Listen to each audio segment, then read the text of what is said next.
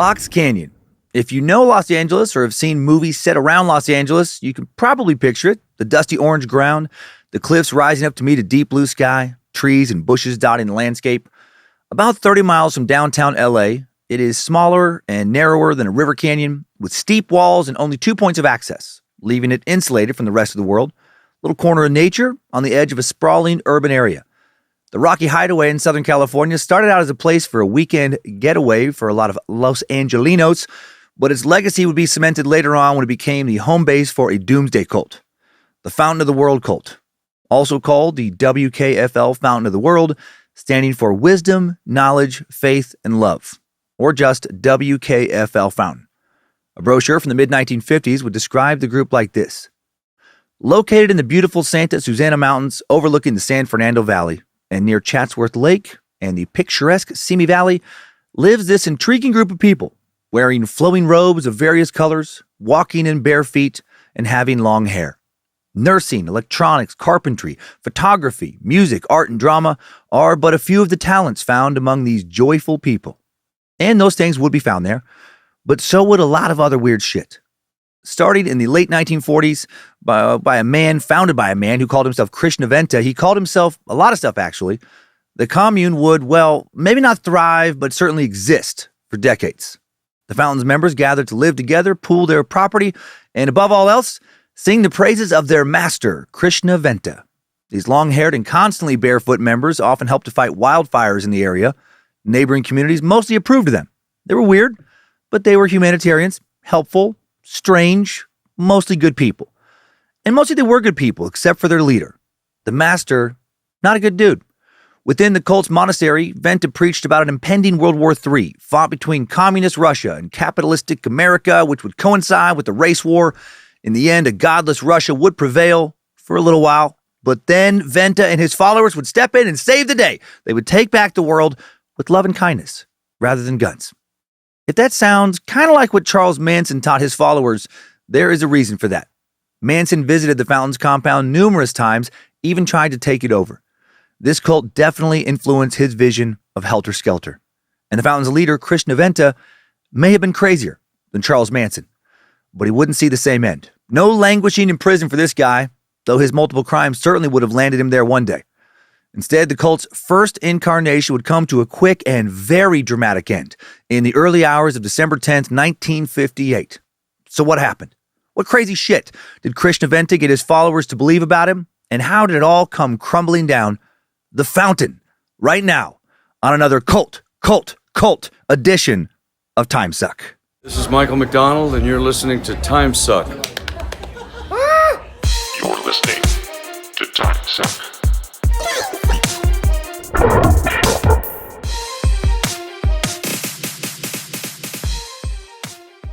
Happy Monday, meat sacks, and welcome to the Cult of the Curious. Dan Cummins, Suck Nasty, the Master Sucker, cult enthusiast, random knowledge hoarder, and you are listening to Timesuck. Hail Nimrod, hail Lucifina, praise be to Bojangles, and glory be to Triple M, the four pillars of the Suckverse. Just one very quick announcement this week. Thrown back to a fan favorite with merch, re-releasing the popular Knowledge and Truth design from a few years ago in a couple new colors. Available on a t-shirt as well as two wall art variants and a night and day mug featuring both light and dark designs, all available at badmagicmerch.com. And that's it. And now we're going to return to another cult topic within with the little-known Fountain of the World cult. Though not nearly as well known as many of its more murderous cousins, the Fountain is fascinating, especially because of the bizarre backstory and prophecy concocted up by its leader, a man who called himself Krishnaventa, or often the Master Krishnaventa.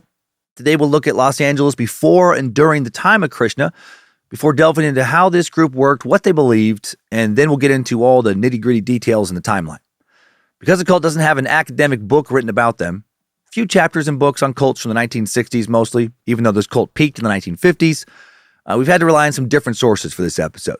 Sources like, some old newspaper articles, advertisements, cult members' diaries, books written by people, especially one book written by someone who was there. Sometimes these sources gave conflicting dates or ages of people. We did our best to put together what seems like the most likely story, and it is an insane story with such an ending. Such a big ending. Very excited to tell it.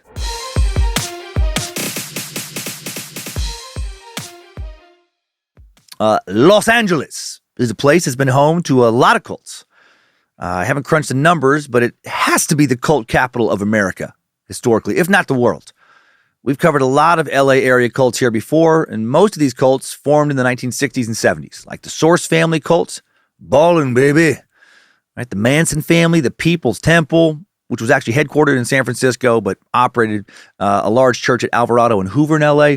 And as you recall from the People's Temple episode, its headquarters shifted around a fair amount. So many cults born out of the counterculture revolution, but so many cults already existed prior to the counterculture in and around LA. A half century before the dawn of the counterculture in 1913, an observer remarked on Los Angeles' tendency towards quackery. Faddists and mountebanks, spiritualists, mediums and astrologists, phrenologists, palmists, and all other breeds of esoteric windjammers. Whole buildings are devoted to occult and outlandish orders. Mazdazan clubs, yogi sects, homes of truth, cults of cosmic fluidists, astral planners, Emmanuel movers, Rosicrucians perhaps, and other boozy transcendentalists. And all of this was before Scientology also threw its mad hat in the ring. By 1913, the Zoroastrian, derived Mazdazan movement, and I think it's Zoroastrian. Oh man, it's very ancient, very, very, very old religion, but not very popular today. Zoroastrian-derived Mazdazan movement. There we go, which combined worshiping the sun with breathing exercises and dieting. A revival of a 6th century offshoot of Zoroastrianism managed to attract an estimated 14,000 followers. The New York Times would describe the group as a cult of sun worshippers who fasted and engaged in other methods of self-torture to drive out devils. They sound fun. This belief system doesn't seem to be practiced as a religion currently, at least not by any known sect of people, from what I can tell on the web. Few people, mostly in Canada, do practice an adapted form of it that sounds more like a way to meditate than anything resembling a religious system. Theosophy had also taken hold in LA in the first half of the 20th century. The Crotona Theosophical Settlement was founded in Hollywood by Albert P. Warrington in 1911, named for the ancient mystical school of Pythagoras. It would relocate to the Ojai Valley the following year. Still around, barely it seems, located just off of State Route 33. The Crotona Institute holds regular classes and workshops on theosophy, maintains an extensive library on the occult, and has a small bookstore. And I'm guessing on Crotona as far as pronunciation. I can't find anybody saying it on the web. Warrington would write about this settlement later in his life, saying the hills of Crotona where the temple was, and the lotus pond and the vegetarian cafeteria. There were several smaller tabernacles as well, a metaphysical library, a Greek theater where the light of Asia was being played, and numerous dwellings cut into the hillside above and below the winding road. Crotona was one of the most beautiful spots on the planet and a highly magnetized spiritual center. All right, this is way before all the counterculture. LA full of all kinds of interesting beliefs and new agey spiritualist movements long before those cults of the 60s showed up. Courses were taught by Crotona Theosophical Settlement instructors in subjects like Esperanto, an artificial language constructed in 1887 by a Polish occultist, intended for use as an international second language, the esoteric interpretations of music and drama, and the human aura. So, lots of really useful stuff that will enrich your life in meaningful and practical ways. Even people in the 1920s, an era of relative liberation in the form of shorter skirts for women and free-flowing alcohol and speakeasies, people noticed that LA seemed just a little more liberated than just about everywhere else. In 1926, H.L. Mencken, popular American journalist, essayist, satirist, and cultural critic, regarding the popularity of unusual belief systems, stated that there were more morons collected in Los Angeles than in any other place on earth. The osteopaths, chiropractors, and other such quacks had long marked and occupied it. It swarmed with swamis, spiritualists, Christian scientists, crystal gazers, and the allied necromancers. By 1930, there were said to be 300 or 400 cults in Southern California alone, appealing to a total audience of 100,000 or so people. way more than I expected. New sects grew rapidly, influenced by mystical traditions from all over the world. By the time Krishnaventa and the Fountain showed up in the 40s, they weren't some radical anomaly in the LA area. They were kind of part of the new normal. Krishnaventa is one of many active cult leaders, well at home in the occult landscape of Los Angeles. Like many other cults at the time, he drew on Christian teachings and would claim to be Jesus, also incorporated aspects of Hinduism, beginning with calling himself Krishna, or the Master, and talking about he as Christ had been in India several hundreds of years ago. In his 1958 book, California Cult, author and cult expert H.T. Dorman would talk about how LA had plenty of people ready and willing to receive the kind of messages men like Krishnaventa were selling them. Dorman said that the typical believer of a fringe religion was someone who prides himself in his freedom from bigotry. His aim, he will tell you, is to obtain the truth. He knows something about the Lemurians, the Rosicrucians, the technocratic, the Mormons, the Anglo-Israelites. I am, New Thought, Unity, Theosophy, Yoga, Hermetics, Metaphysics, Pyramidology, Spiritualism, the OHASP Bible, Faith Healing, Flying Saucers, and the latest metaphysical innovations. Selecting what seemed to him to be pertinent tidbits of knowledge, he adds them to his stock of cultic convictions. Krishnaventa was mixing all kinds of shit together like that. And no matter how crazy and nonsensical his teachings were, they consistently found an audience, right? People who just, convince themselves that they got it. I get it. I get what he's saying. Dorman was talking about the same shit in 1958 when that book came out that I've been talking about the last few years here. How these cults always mutate out of religious belief systems, existing ones.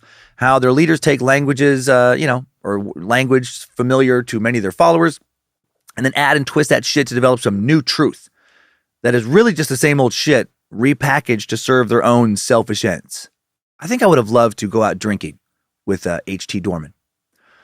Now let's get into some of the cult's structure and teachings before examining the cult's rise and fall in the timeline.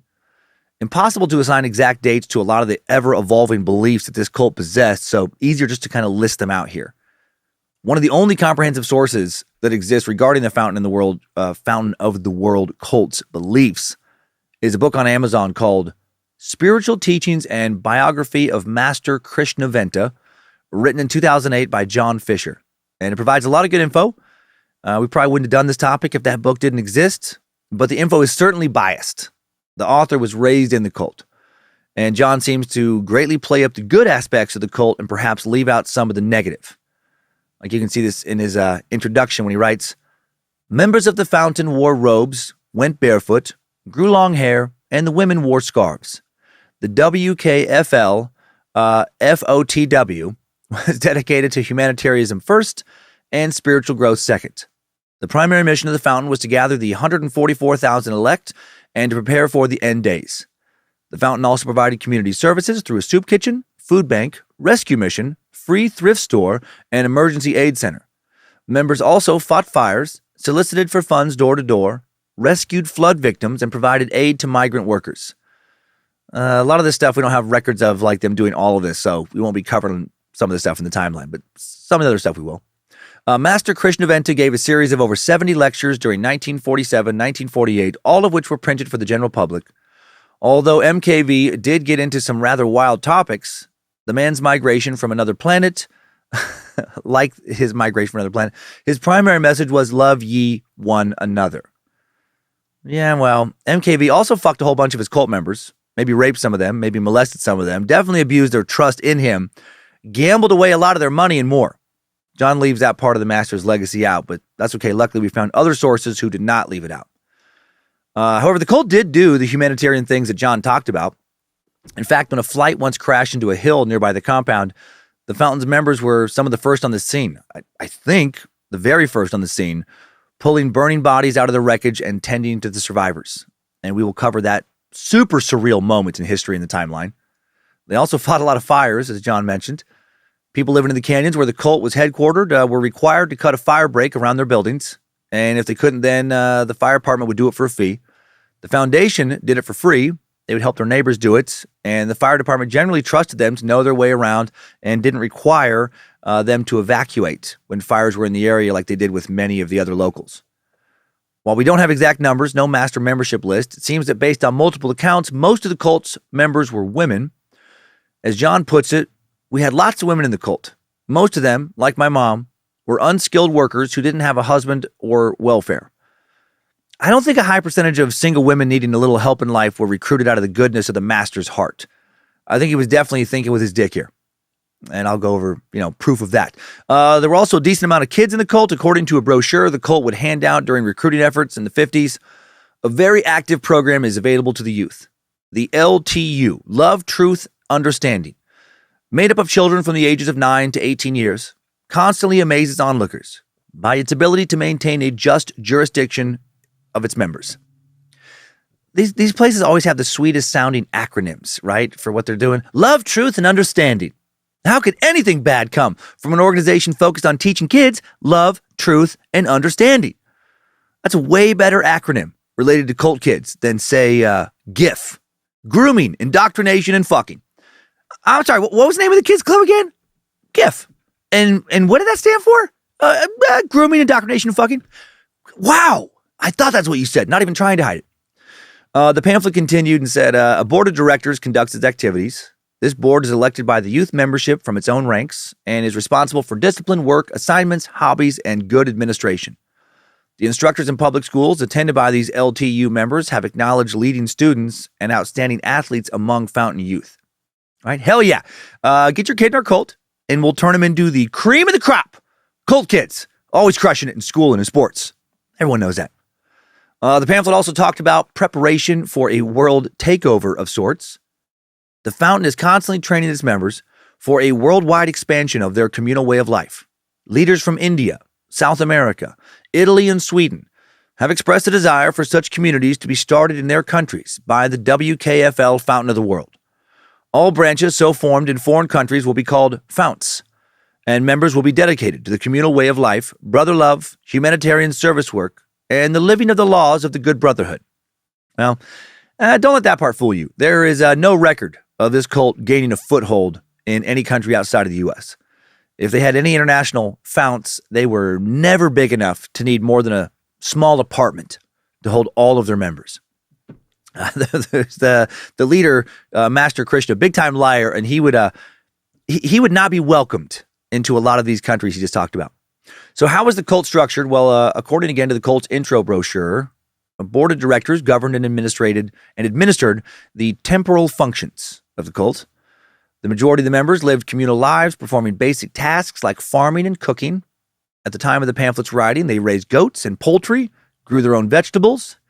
They self-sustained, or at least they claimed to have self-sustained. I don't think they really did that.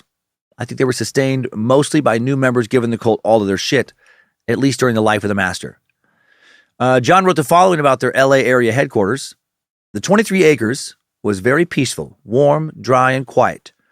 We used rocks taken from the washes around Los Angeles or the Los Angeles basin to construct the buildings, ditches, and walkways. And that part is pretty cool. They seemed to use like some local trees and stuff, like what was around them on their property to build their structures. And they did build some cool constructors. Visitors to the compound were required to check in with the member. A woman named Sister Muriel was that member at the time the pamphlet was written, who would give them an introduction and then take them on a tour. Visitors were free to roam the grounds, talk to members. Members could take trips into the outside world also at any time. That part doesn't seem too cult-like when you first go over it. But when you dig in, these members, well, they didn't have a dollar to their name after joining the cult. So highly unlikely they were going to leave if they did a little roaming.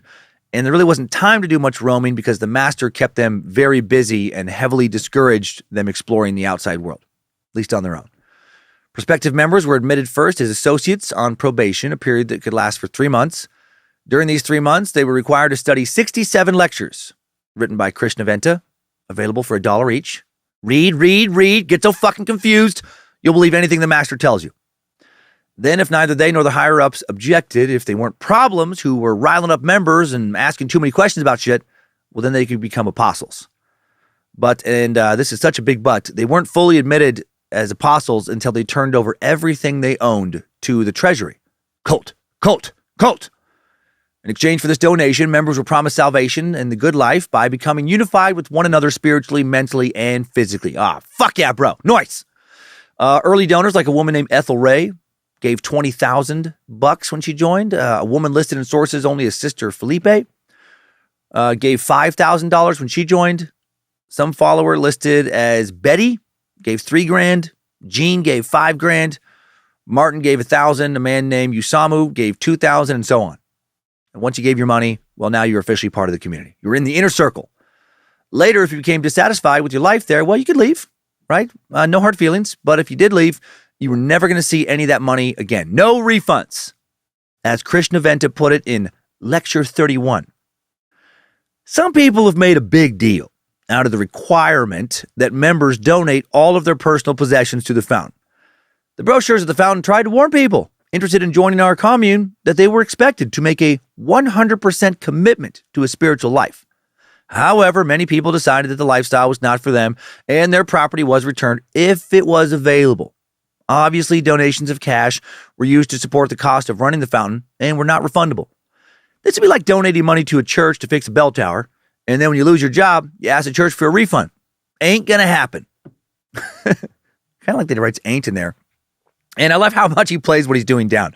Look, some people are making a big stink about our little, you have to give us literally all your own stuff to join, thingamajig. Why? Churches, nonprofits, universities, they ask for donations. No one's mad about that. Yeah, well, Master, there's less anger there because those other organizations don't ask for literally everything.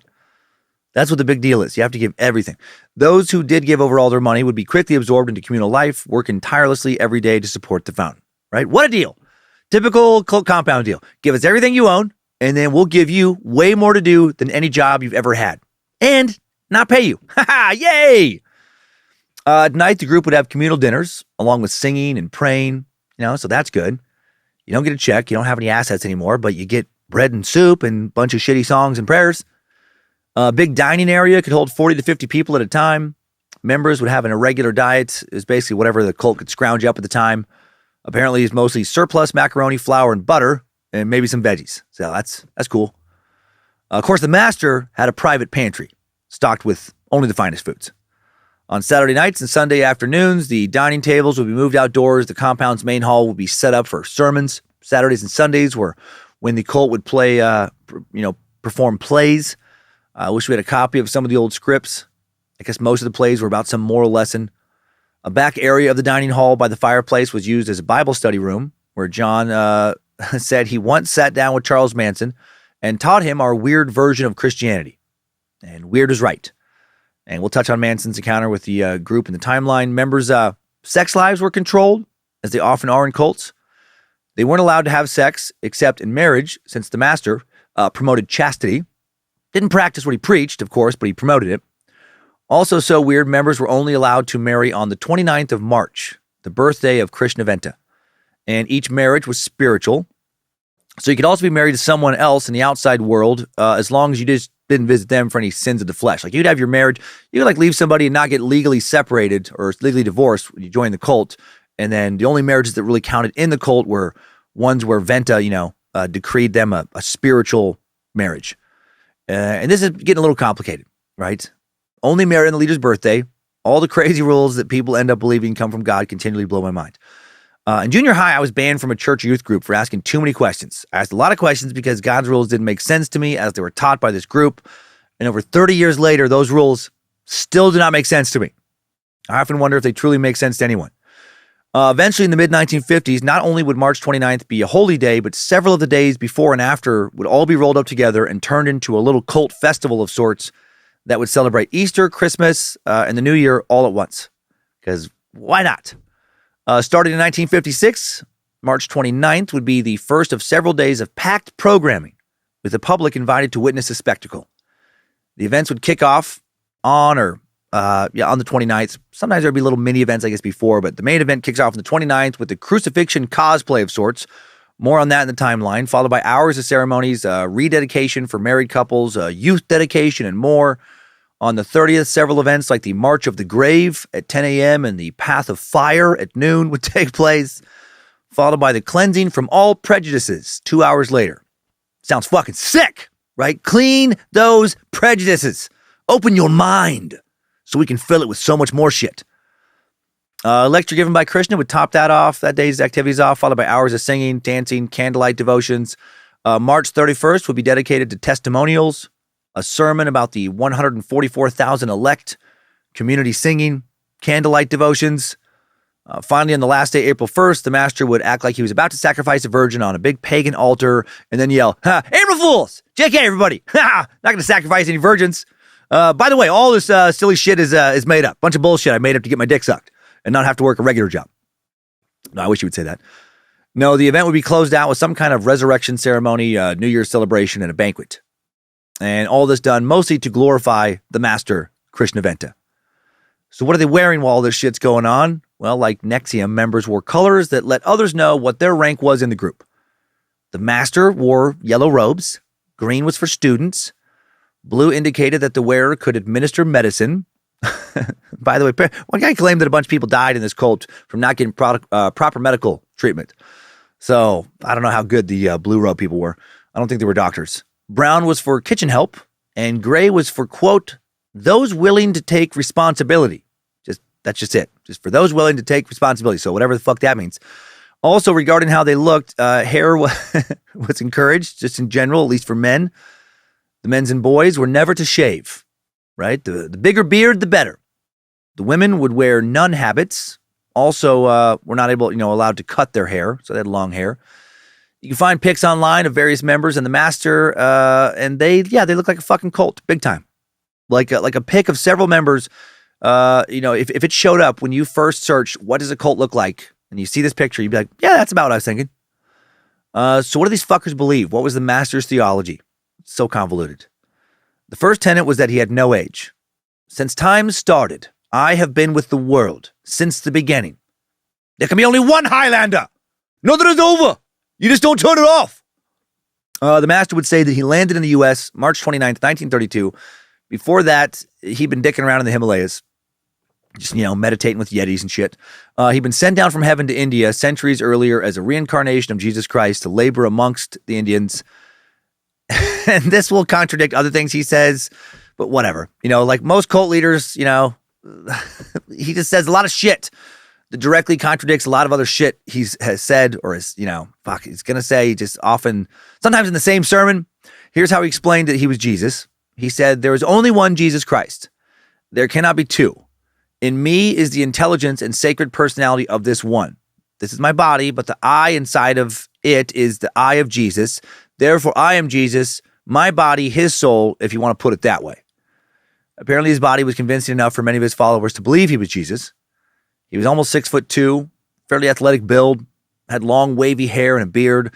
I found some pics where he legit does look exactly like paintings of Jesus I remember seeing in church as a kid, right? White, historically impossible for him to look like that Jesus. He also had an abnormally good memory, which he used to accurately recite various scriptures. That ability convinced a lot of people that he was the real deal. This ability also has helped out David Koresh, tons of other cult leaders over the years. Also, like a lot of cult leaders, he borrowed theology from various religions. He had read and reread the Book of Mormon, and founder Joseph Smith became something of a guiding light for Krishnaventa. He especially liked Smith's revelation about the order of Melchizedek, or holy priesthood, where God had restored to earth this order for use by the Mormons according to LDS theology to continue to receive revelations. Most Christians believe that Jesus is the Messiah spoken of in Psalms 110:4 as a priest forever in the order of Melchizedek, Jesus playing the role of king priest once and for all. The Melchizedek priesthood and LDS doctrine supposed to be a sort of holiness on par with Jesus, and every age, needed a better spiritual leader to explain God's concepts to people in a way that would make them understand it according to contemporary ideas about science and nature and so on. So that's why the order continues. All these spiritual leaders, part of the order of Melchizedek. As part of this lineage, Krishnaventa therefore had the same authority as Jesus to lead humanity out of the wilderness and onto a righteous path. But also he was Jesus. Again, he's going to say a lot of different things. For a while, he was new Jesus. And then he was old Jesus who had never left earth, or a Jesus who maybe left sometimes but came back regularly. Something else in early Mormonism that may have appealed to the master was polygamy. His second wife, Ruth Alice Britzel, would be an ex-Mormon, and he would borrow heavily from Mormon theology, though, of course, twisting it in ways that served him. He would create his own origin story. What was that origin story? Again, it changes, but Here's what it ended up being before this guy abruptly stopped being a cult leader. His ending, by the way, so satisfying. In the master Christian event of theology, the first savior is Adam. With Eve, he operated as the head priest of the order of the Melchizedek, set up especially for him. I would hope it would be set up for him. I mean, I would hope he'd be the head priest. He was the only guy on earth. So who the fuck else would it be, according to this theology? But of course, Adam and Eve, get led away from the Garden of Eden by the snake, by Satan. So they fail in their mission of being super holy and godly and stuff. According to Krishna, man chose to trifle with the power of God. He reasoned that with the knowledge of both good and evil at his command as a working basis, he could accept, reject, or combine thoughts according to his desire, and thus work out his own pattern of progression, one like unto God's.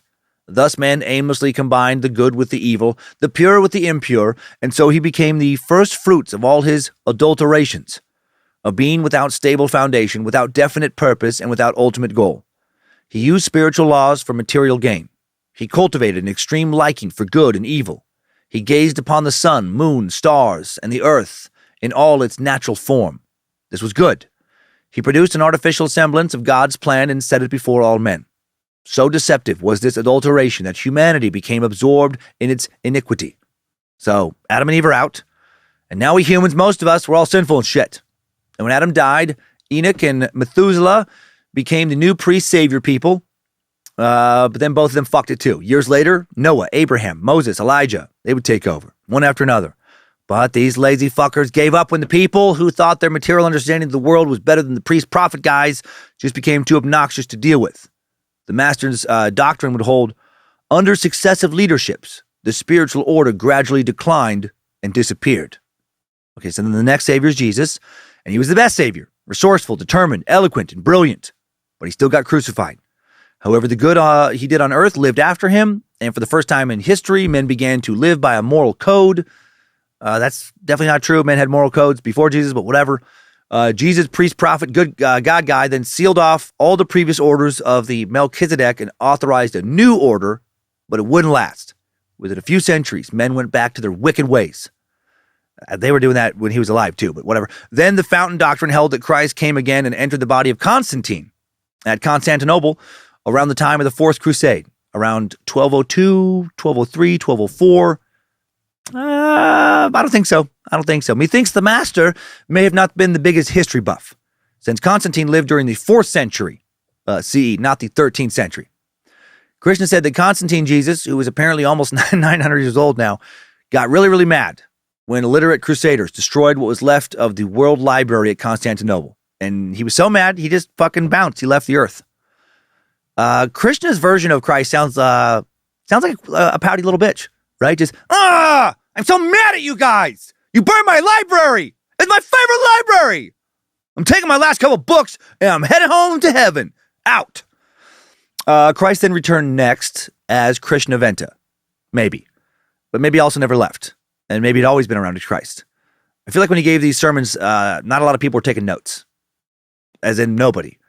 And when people read them, they were not allowed to have pencils and underline shit and ask questions. There was not a lot of, hey, wait a minute. This is really confusing going on. According to the Fountain doctrine, this beloved one does not always bear the name Christ. That is the particular one used exclusively 1900 years ago. Throughout the ages, he has made his advent unto many names, but always he is the same great principle, the second of creation, and the first unto the Father, the only begotten Son of God, expressing in the flesh. He makes himself like unto man in appearance, but unlike man, he is in the world, but not of it. He comes always to assist humanity and to appear out of its self-imposed bondage. Okay, so that's actually, fairly traditional, doctrine there. But then he gets real fucking weird. He had some extraterrestrial shit to all this. Krishna said he was born on the planet Neophrates 240,000 years ago. And that was never a planet, by the way. There's never a planet like that. This planet purportedly occupied the same orbit as Earth does currently. So it's where Earth is now. And Krishna alleged it was humanity's first home. But then Neophrates started fucking orbiting differently. And I guess, the circle just got tighter and tighter. It starts getting too close to the sun and becomes uninhabitable. And there's actually 2 suns. According to the master, a fleet of great rocket ships, each more than a mile long and capable of carrying 35,000 people, then set off to colonize the dark planet that would become Earth. And what happened to those old spaceships? Well, that's never really made clear. Details. Who cares about details? Just believe. Cult, cult, cult. And all of this history was recorded in the Holy Bible. Yeah, at least for a while he pronounced Bible as Beeble. That wasn't my mush mouth. That was apparently a real thing he did, and I love it so much. The rest of the English-speaking world, they were and still are pronouncing it wrong. It's Beeble. Wake up, sheeple, and read your Bible.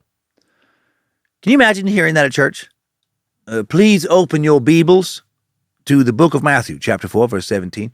Did anyone bring their Bibles for today's Bible study? I wonder how many followers that pronunciation would just cost him. Just like, Bible? Who fucking says Bible is Bible? Fuck this guy, I'm out. Naturally, the leader of the humans who just Star Trekked over was the soul that would one day manifest as Krishna Venta. But before that, it would go on to become all sorts of other prophets and saviors. So Christ, Krishna, whoever, he would even visit Atlantis. Hell yeah. You can never have too much Atlantis when talking about cults. He would write, let me take you back to the time of Atlantis, when it went down into the sea some 36,000 years ago. At that time, Christ was the leader who led the elect people out from this continent onto a land where they were safe from the destruction of Atlantis. The new civilization began to grow, and Christ disappeared, only to return a little while later. So he's taking a page from some theosophical theology here. He appeared many times to the different civilizations. Approximately 27,000 years ago, a remnant of the Metaverdants left Egypt. Through the breaking of the Seelaverdants, a race of people that believed in destructions. The Metalverdants. What? I think that might have been a typo. The metal or meta. I hope it's metal. The Metalverdants, right? Who love their fucking songs.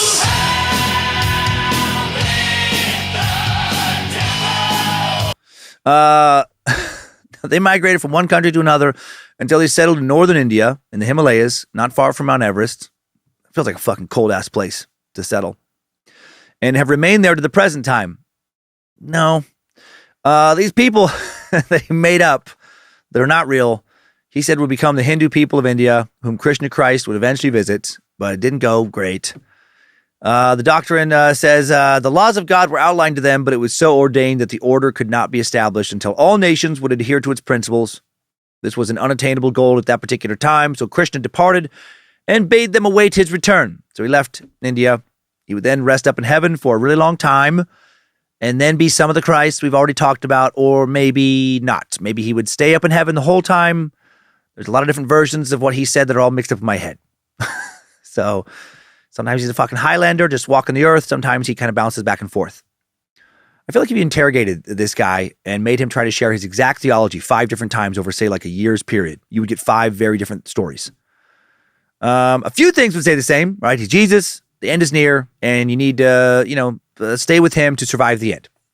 He would say at one point that Christ would visit Abraham Lincoln and Joseph Smith.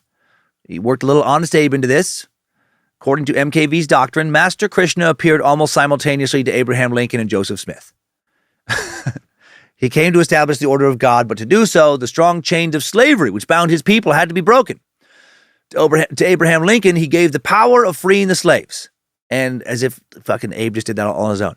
And to Joseph Smith, that of establishing the order of Melchizedek, along with the keeping of the keys, arks, and covenants. Once again, under sponsorship of Joseph Smith, the laws of God were lowered to the earth. The entire plan did not reach maturity, however, for upon his tragic death, he was killed by a lynch mob for being a con man, mostly. The order again degenerated under the leadership of his successor, who chose to isolate the church instead of drawing together all the peoples of all religions and denominations under the one government of God. Pretty cool that God came down to break the chains of slavery in the 1860s, but really fucking not cool at all that he first let slavery exist in the U.S. and the colonies that preceded the U.S. for over 400 fucking years. This shit always kills me. Right? God ends this war, or whatever ends this other tragedy. God ends this famine. God ends this plague. And if you believe that and you're able to employ some logic, don't you also have to believe that the same God allowed the war, famine, plague, etc. to occur in the first place? It seems a little fucked up. But that's the devil. That's the devil tinkering around. After visiting Joseph and Honest Abe, Christ leaves, and then Krishna Venta, a.k.a. Quantum Leap Christ, is back on Earth in 1932.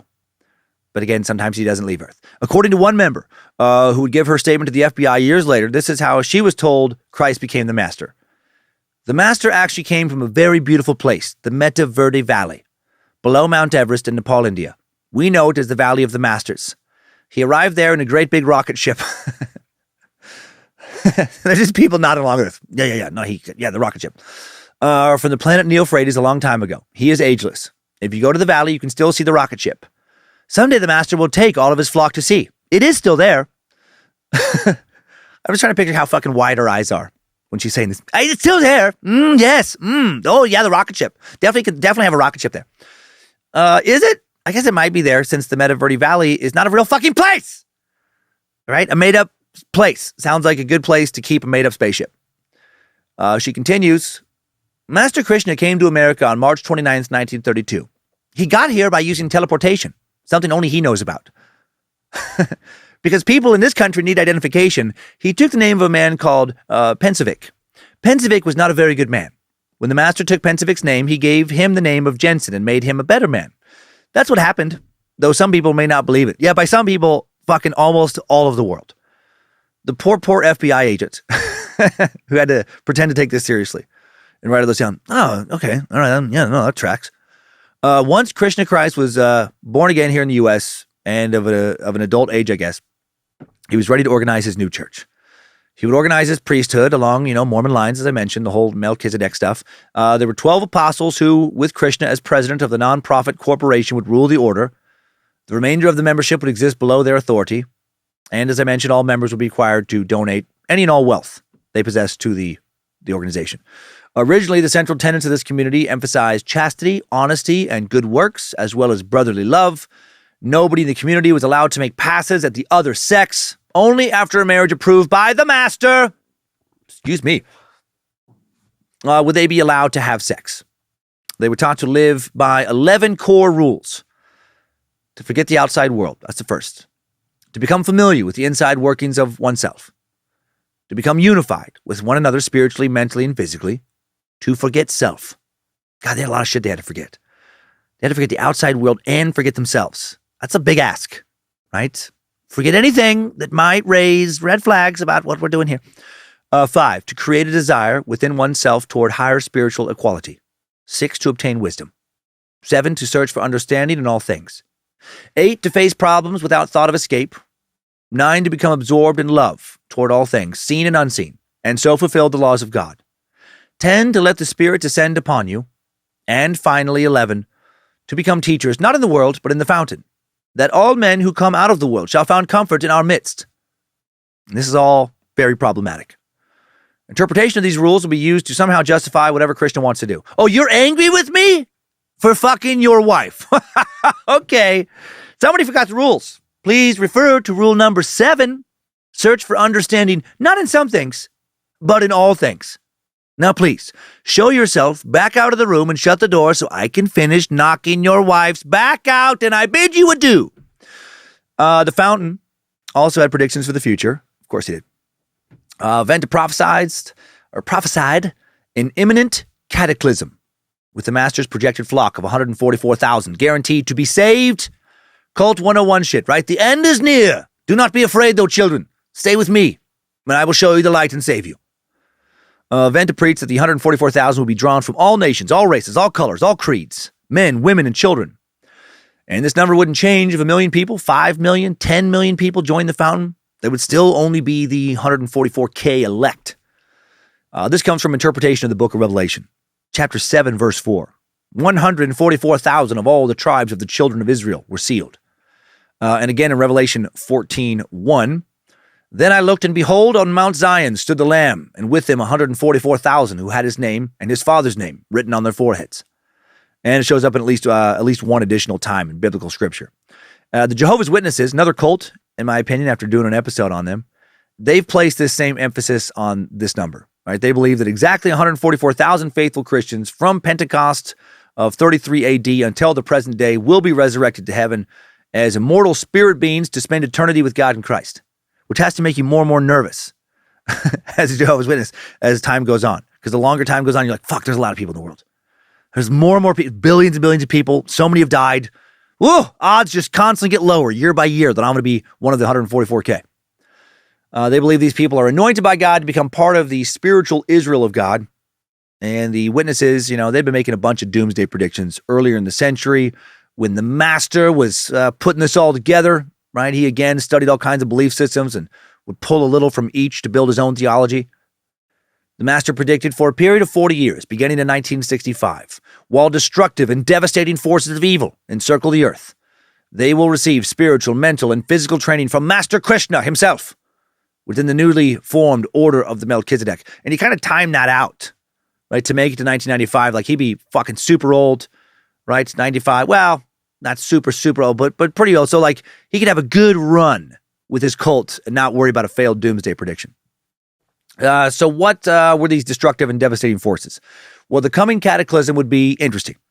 It would begin with the racially motivated civil war in the West, particularly in America, where black Americans would rise up and bloodily vanquish all the whites with aid from Russia.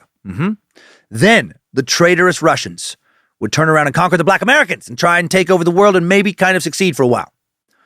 Here's an excerpt of his actual teachings. When Russia takes over the world, she will immediately set up 10 puppet governments in 10 sections of the world, and will place upon those thrones a form of a king. The 10 kings shall reign for approximately 41 years. After a 44-year period, the 144,000 elect will go out into the world without guns or ammunition of any kind to protect them. Many will lose their lives, but in that moment they will have gained their lives. They will have received a greater reward. For he who loseth his life for my name's sake shall gain it. Those 10 kings who served with the beast will see the atrocities which are being committed upon the spiritual people who have no means of protecting themselves. This will awaken the 10 kings to the laws of God and cause them to remember how much better it was when there was religious freedom. Having received the power from the beast, their power from the beast, they shall now rise up to destroy the power which has enslaved the people, and peace shall reign on earth. How much time do you think old Krishna put into that prediction? Hour? Maybe 2 hours?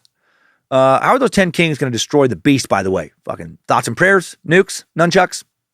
And how does this all tie back into the master's cult? Well, essentially, the Krishna's followers, after spending the war tucked away snugly in a safe place, right, they're going to hide out and be like the only fucking people, the white members that the black people didn't kill. Then they'll reemerge from a secret valley, protected by magic or some shit. Once the 10 kings have been woken up, and they'll help conquer the Russians, and build a shining new world of equality, religious freedom, and peace for all with Krishnaventa in his rightful place as world messiah. Totally. This prediction being made, of course, during the ramping up of the Cold War. So yeah, the Russians are going to be, a primary focus. They're going to be pitted as forces of the devil in an American cult's predictions.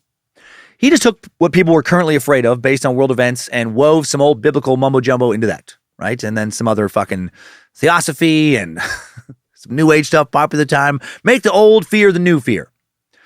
Also, if all this sounds a lot like Helter Skelter, right, the apocalyptic future preached by Charles Manson, well, it is pretty familiar. It seems that Chuck would later adapt this silly bullshit into his own teachings, and we will reconnect with Manson just for a moment towards the end of the timeline.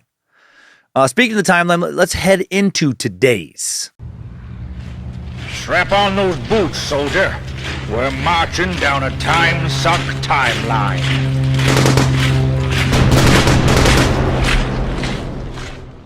Francis Frank Herman Pencevic, born to Jewish immigrants in San Francisco on March 29th, 1911, something of a historical enigma. To his followers, he will become known as Krishnaventa, Master Krishnaventa, or more simply as just the Master. Easily a top 10 nickname, by the way. The Master. Hard to top that one. As we already heard about the crazy backstory, and we already heard about the crazy backstory he gave himself, but when it comes to the real Francis Pencevic, we don't know anything about his childhood. We know his mother was Maud Buzanbach, is her maiden name, born in Utah. His father, Albert Pencevic, Jewish immigrant from Romania. And that's it.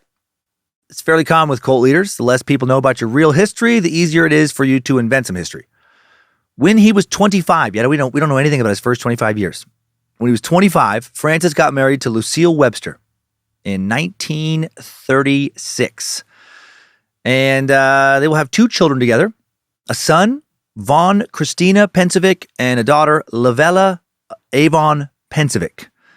In 1942, so jumping ahead here, 5-6 years, he was employed as employed at the shipyards in Oakland, California, as a timekeeper. Also in 1941, arrested for sending threatening letters to President Roosevelt, but then later released. I wish I knew what those letters said. That info seems to be lost to history. Early indication of mental illness, perhaps. I don't think too many sane people send threatening letters to the president. Mr. President, 'tis I, new Jesus, but really old Jesus. I demand you announce me as King Krishnavanta Jesus Guy immediately. Do not make me smite you. Maybe he wrote something like that. 1942, he'll be sentenced to 9 months in Santa Paula for issuing bad checks, placed on 3 years probation, sent to the state mental hospital in Stockton for observation. So probably mentally ill. There are also a variety of other charges, panhandling, begging, theft among them on his criminal record. Lucille and Francis get divorced in 1944, and it seems like it was Lucille's call. Guessing she didn't care for his, criminality and mental instability, especially back in the days before decent mental health treatment. Assuming she didn't want to be married to someone sending threatening letters to the president and stuff. Around this time, Francis is working as a machinist helper for $75 a week. Lucille gets custody of their kids, who are now 6 and 4. Francis ordered to pay $20 per month for support of each kid. He made one payment, entered the Army, authorized an allotment for his children. The Department of Defense actually obligated by law to make sure child support payments are made. And then he's discharged for an unknown reason from the Army in 1945. Now he stops making child support payments. Lucille has to get governmental support from Alameda County, where they lived. Francis moves to Salt Lake City, where he will be, where he had been before as an itinerant worker. This time he finds a different reason to stick around, a new love interest, and her name is Ruth. And she will give him 6 children. And she knew that his morals were unique, to put it mildly, but she didn't care. She will later say to the assistant district attorney investigating Krishnavanta, "Love is the most beautiful idea in our language. Evil is to those who evil think." The master was a much misunderstood man. I know him to be a person of high moral quality, but only in the way he understood the term. Man, what a bunch of bullshit rationalization there. A bunch of word salad nonsense. Evil is to those who evil think. What the fuck does that even mean? It means nothing. I bet she intends it to mean that the master was so transcendent, subjective morality constructs like good and evil just didn't apply to him. He's above it. Or was, because he was so good, so pure, so spiritually evolved. Anything he did, was good because he did it. Evil wasn't a thought in his mind, not even a possibility. And that's the kind of shit that megalomaniacs who definitely do evil shit from time to time tell themselves. She continues, the difficulty is making the outside world understand that your idea of what is moral or is not may not be the same as theirs. A child is a creation of love. How can anyone say there could be anything evil or wrong in the creation of a child? The master was all-wise and all-knowing. He could not have committed an immoral act. What about, let me throw a question out for you, Ruth. What about rape? That act creates children. So when rape, let's say an especially violent gang rape leads to a beautiful child, is the act then absolved of any evilness or wrongness? I bet Ruth wouldn't have a good answer for that question. Man, cult members. So good at, just rationalizing the irrational. Not long after these two fucking ding-dongs get married, the cult con begins. But Francis doesn't immediately start calling himself Jesus. Now, you gotta fucking sit on that for a second. He speaks in Provo, Utah on June 24th, 1946 as Dr. Francis Pensovic. He's a doctor now. You fucking dim-wit front butt dump. Doctor in what? Well, the mysteries of life, motherfucker. Where do you go to school? God's school for chosen prophets. Don't even worry about it. Don't even look for it. You can't find it. God's school for chosen prophets finds you. Francis lectured on the secrets of the future, the powers of mental telepathy, of course, how to gain health, wealth, happiness, and on the great secrets of India. Man, so much. What a bargain. What a bargain. Man, people going to that lecture, gosh, did they get a lot of bang for their buck? You want to learn how to be perfectly healthy? How to speak only with your mind? How to always be happy? Do you want to quickly become wealthy? Well, just fucking come to my lecture. I'll teach you to manifest all. He claimed to be one of the great masters of the Meta Verde. Sometimes it says in sources Mesa Verde Valley or Meta Verde Valley. It's not a real place. He said it was a place in the Himalayas that existed some 26,000 years ago, before the fall of Atlantis, which I think even the timeline there is a little off with Atlantis. But anyway, Madame Blavatsky, again, she would feel so proud or ripped off. 3 days later, he gives a similar speech in Ogden, Utah, under the nickname or name now of Krishnavanta. and he will now go by versions of that for the rest of his life, right? You don't need the title of doctor when you are the master. In Florida, he makes it over to Florida. He starts bouncing around the world now. Just, him and his and Ruth driving around. We don't know exactly how he got his money, swindling people somehow to get it, I'm assuming. In Florida, the papers make fun of him, call him the Bronx Swami. As he was telling people he was from India, but had an accent so American that his Eastern origin story held no water. I'm not sure why they assigned the Bronx to him there, as he was born on the West Coast, but I don't know. Maybe he had a Bronx accent at that point. Late 1947, David Lackstrom's parents go to a lecture given by Krishnaventa in Worcester, Massachusetts. At this point, Krishna is not wearing robes yet. His hair is short. David stayed at home, but when his parents got back, they told him about how they were impressed by Krishna's stories of landing in a spaceship in Tibet. How fucking sad if that's what your parents, come back from a lecture and tell you, oh man, this is such a good lecture. I especially love the part about how this guy landed in a spaceship in Tibet. This was nothing new to David. His parents had long been interested in eccentric religious practices, theosophy, and Helena Blavatsky especially, of course. Man, David, sounds like he did not win the parent lottery. They keep going to lectures where they meet a couple named Gertie and Rudy Blazer. Initially, the Blazers, they wanted to start up a splinter group based on Krishna's teachings in Massachusetts, but they'll later decide to go to California and see what the group forming there is all about. Krishnaventa will change his name to Krishnaventa legally and officially found his new religious society, the WKFL Fountain, in 1948. WKFL stood for Wisdom, Knowledge, Faith, and Love, the core tenets of the community. And again, what a nice little acronym. How could anything bad happen in a group named Wisdom, Knowledge, Faith, and Love? That's a good group. That's not a bad group with a bad acronym like Dick, right? Debauchery, ignorance, cunt punching, and kid diddling. Fucking no one wants to sign up for Dick. You don't sign up for the Dick Fountain. That's a fucking terrible group. Stay far away from Dick Fountain. Later, Frank Jesus would tell a newspaper where his idea for his name came from. He would say he got the name when he appeared in a nativity play in the Christmas season of 1948. And the quote is, "We were singing peace on earth, goodwill toward men, when I suddenly realized that the world did not have peace, and there was little goodwill." That didn't occur to him until he was fucking 37 years old. He didn't think about how the world didn't have peace a few years earlier when World War II was raging. Why are God's chosen prophets usually so fucking dumb? Another member of the Nativity cast, who would become known as Brother Gene, said he had the same experience. So we got two geniuses, and the two men made a vow to devote their lives to service, and a cult is born. Frank continued lecturing to gather converts, traveling from San Antonio to Denver, then Chicago this year. Shortly after the group becomes official, they already have about 100 members, and all of them will be residing in a massive home maintained by the Fountain at Canoga Park in Ventura County. They have a communal system of living they put into place quickly. Nobody's working a regular job on the outside, at least for a little while. All food, clothing, medical care provided by the society. Funds obtained, of course, by new members who transfer all their property to the society upon admittance. And there were donations made by people who were associated with the cult but didn't live on the compound. They didn't want to give away everything. They want to live on the compound, but they like what they're doing over there. So they'll throw them some money. 1949, Krishna and 60 of his closest acolytes moved to a glen in Box Canyon, where their little cult will remain for about 2 decades. A narrow parcel near the Chatsworth Reservoir in the Santa Susana Mountains at Simi Valley, about 30 miles north of downtown LA.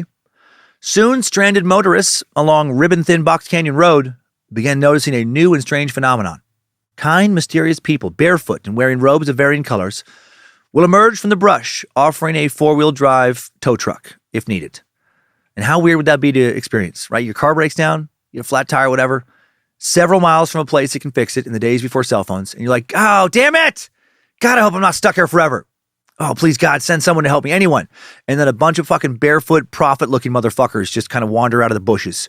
Need a hand, brother. March 14th, 1949, a London newspaper will report that Krishnaventa has 1 million followers, and he doesn't. Not even close. This is some PR bullshit. He has still about 100. This report coincides with his arrival in England, where he stays in a suite in the West End that costs £70 a week. An excerpt for the article read, Krishnaventa, American religious philosopher, hailed by more than 1 million followers throughout the world. No. As Christ in the Second Coming, arrived at Shannon Airport from New York on a visit to London, Copenhagen, Paris, and Rome. He was barefooted and dressed in saffron yellow biblical robes. His wife, Ruth, was dressed in a nun's habit of coral pink, and she wore peep-toe sandals. In England, Frank Jesus went on a lecture tour, reading from his Bible and telling attendees that the last time he was in England was 1,900 years ago. Oh, that's cool. This recruiting trip, like all his trips, paid for by the foundation. Helped him also escape ongoing legal battles with his ex-wife back in California. That's one of the hardest things about being a prophet. Fucking ex-wife, legal battles. He wasn't paying child support still for his first two kids. Same day he arrived in London, a court in California ruled on his case that a parent may not evade the obligation to support his minor children by refusing for religious reasons to seek or accept gainful employment. He tried to fight it, saying the foundation had only $300 on hand and over $400 in bills due that month. Did they only have that amount of money? I mean, they did have enough money to fucking send him and his wife to London and Copenhagen and Paris and, whatnot. And he said that he was gainfully employed, just not legally, because he was a spiritual leader, and to take gainful employment outside of his religious teachings would be to back out on a vow to serve God. The court didn't buy this. They're like, yeah, how about you shut the fuck up? I just heard everything he said. How about you shut the fuck up and just pay your child support? And he was charged with contempt of court. Again, actually, he'd been charged with contempt of court back in January. The verdict was that although freedom of conscience and freedom to believe are absolute, the freedom to act is not. The Constitution does not compel the subordination of the statutory duty of a parent to support his child to a rule of religious conduct, prohibiting gainful employment. Yep. The court maintained that he had to pay his monthly child support for Christina Pensovic, his now 18-year-old son, who is currently a pre-law student at Oakland Junior College, and Lavella Avon Pensovic, his 16-year-old daughter, who was a student at the McKinley School. But Krishna did not pay. Not right away. He was out on his cult-funded European tour where he felt he didn't have to answer to anyone. March 20th, paying attention to none of the court shit, Krishna Venta arrives at the Torslanda Airport in Gothenburg, Sweden. And in Sweden, he is heavily ridiculed and cuts his stay short. So good on the Swedes. On his next stop in Italy, he's more than just ridiculed. He's threatened with bodily attack and leaves early out of, fear for his safety. Nice. Get the fuck out of here, Italiano, Marinara, Ferrari, Lesamarano. Overall, not a super successful trip. By the beginning of the summer, he'd be back in the U.S., where he would lie about how successful his tour was in the days before social media, and the internet made that easier to do. He and Ruth arrived with a press book to show waiting reporters clippings from his triumphant tour that didn't really happen. Papers would write about his arrival, and you'd use that as proof of success. As he stood on the steps of the airplane, he looked down and said, I may as well say it. I am Christ. Nice!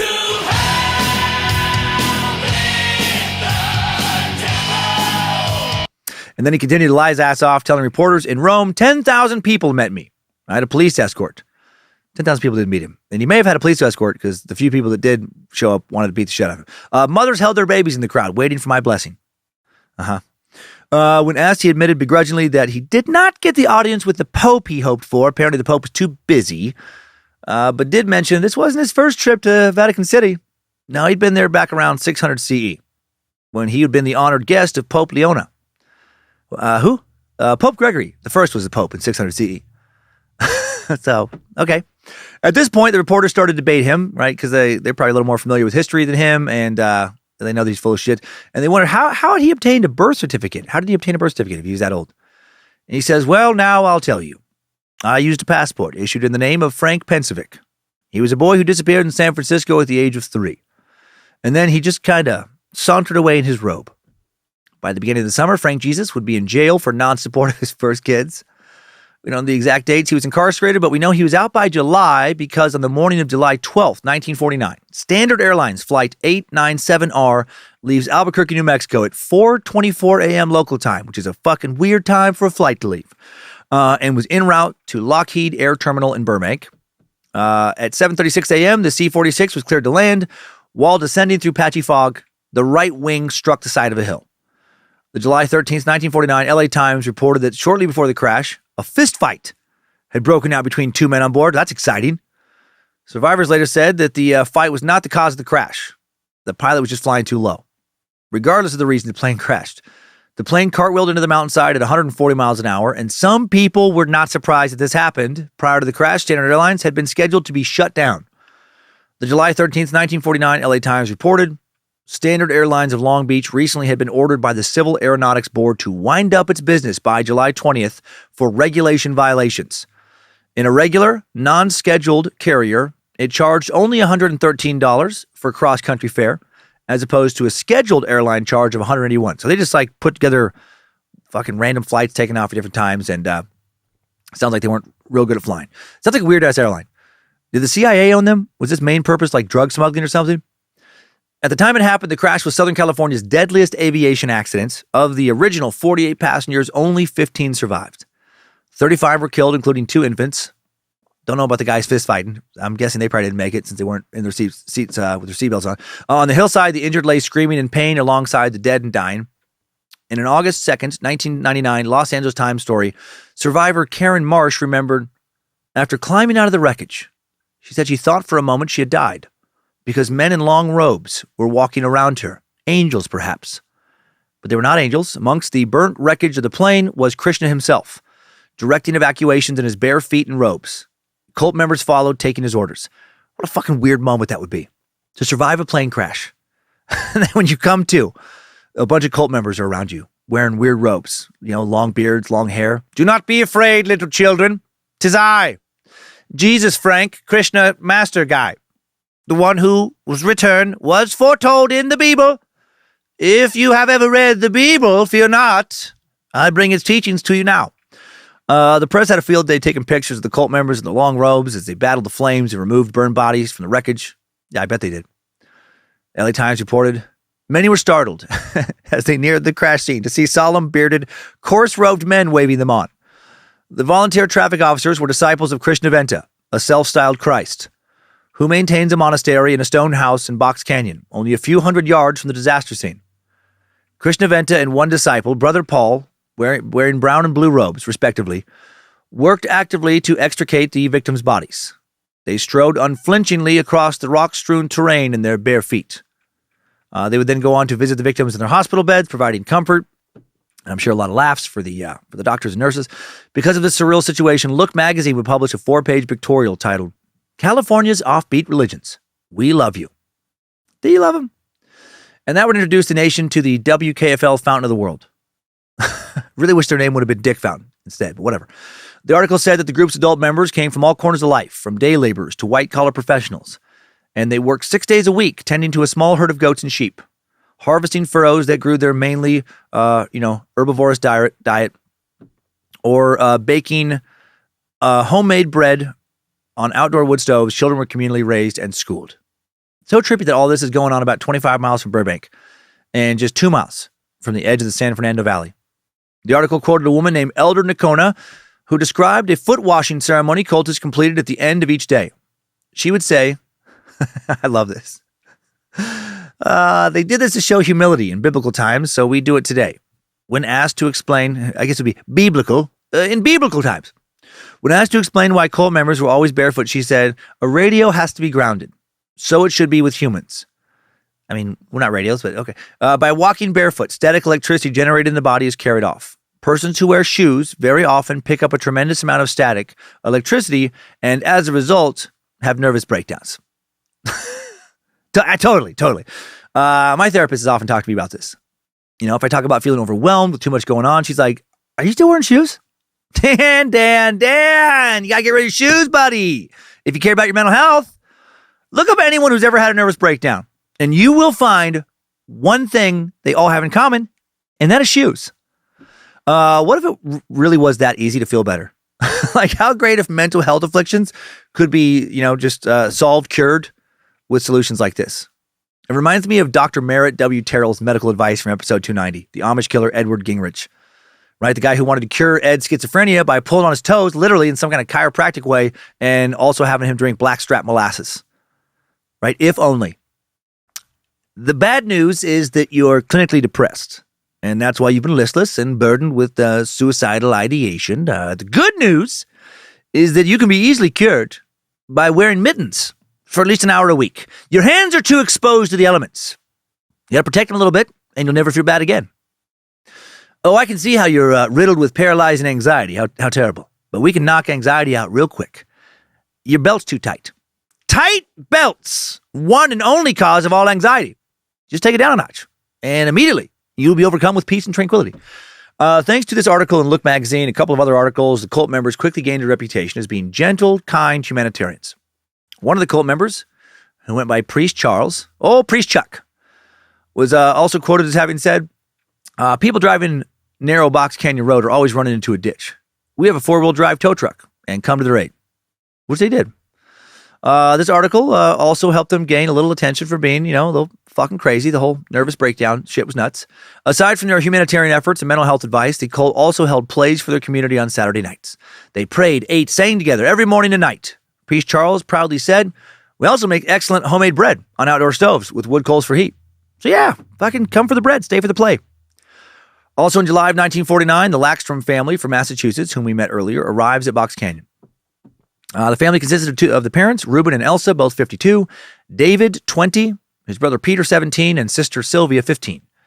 A strange group of people greeted them, including Tony, a medical student on sabbatical, Ruth and her children, and a young man named Peter Kamenoff, who appeared to be an especially fanatical Krishna follower. We'll track his story more than many of the others today. Sylvia was quickly drafted into taking care of Krishna and Ruth's kids. Elsa started helping run the household chores and cooking. All of them would live in different rooms. As time progressed, there would be little money to support this group, though, and they would start to not enjoy their stay as much. Reuben had to get a job at the Van Nuys airport. David got a night job at Radio Plane, wherever that was, to help bring in money. August 30th, 1949, Krishna Venta makes a stop in Portland, Oregon. He and Ruth they will visit the mayor. Mayor Lee will entertain them, and they will tell him they're looking for the nation's most righteous city. And you know what? Portland was not it. Sorry, Portland.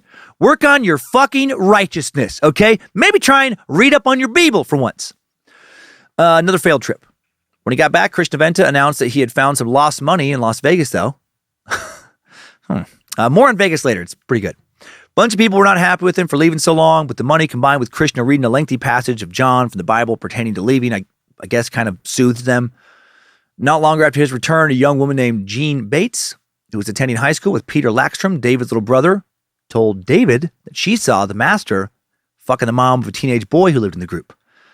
And also mentioned that the master was pretty well endowed. So that's interesting. I wonder how many cult leaders have big dicks, right? Maybe some of that big dick energy helps them lead. I mean, I would think if you had a big dick, you'd be more interested in spreading it around to a lot of cult members and getting that validation as opposed to having a tiny dick. I don't know. We'll have to do a study. January of 1950, Krishna Venta returned from yet another trip, this time to Chicago, called a meeting for each member to make a choice. Were they going to serve the spiritual path, follow him, or the material path, the way of the world? And apparently this backfired a bit. About half wanted to follow him on the spiritual path, but while the other half were like, I don't know. I kind of like stuff here on earth. July of 1950, the Lackstroms have had enough.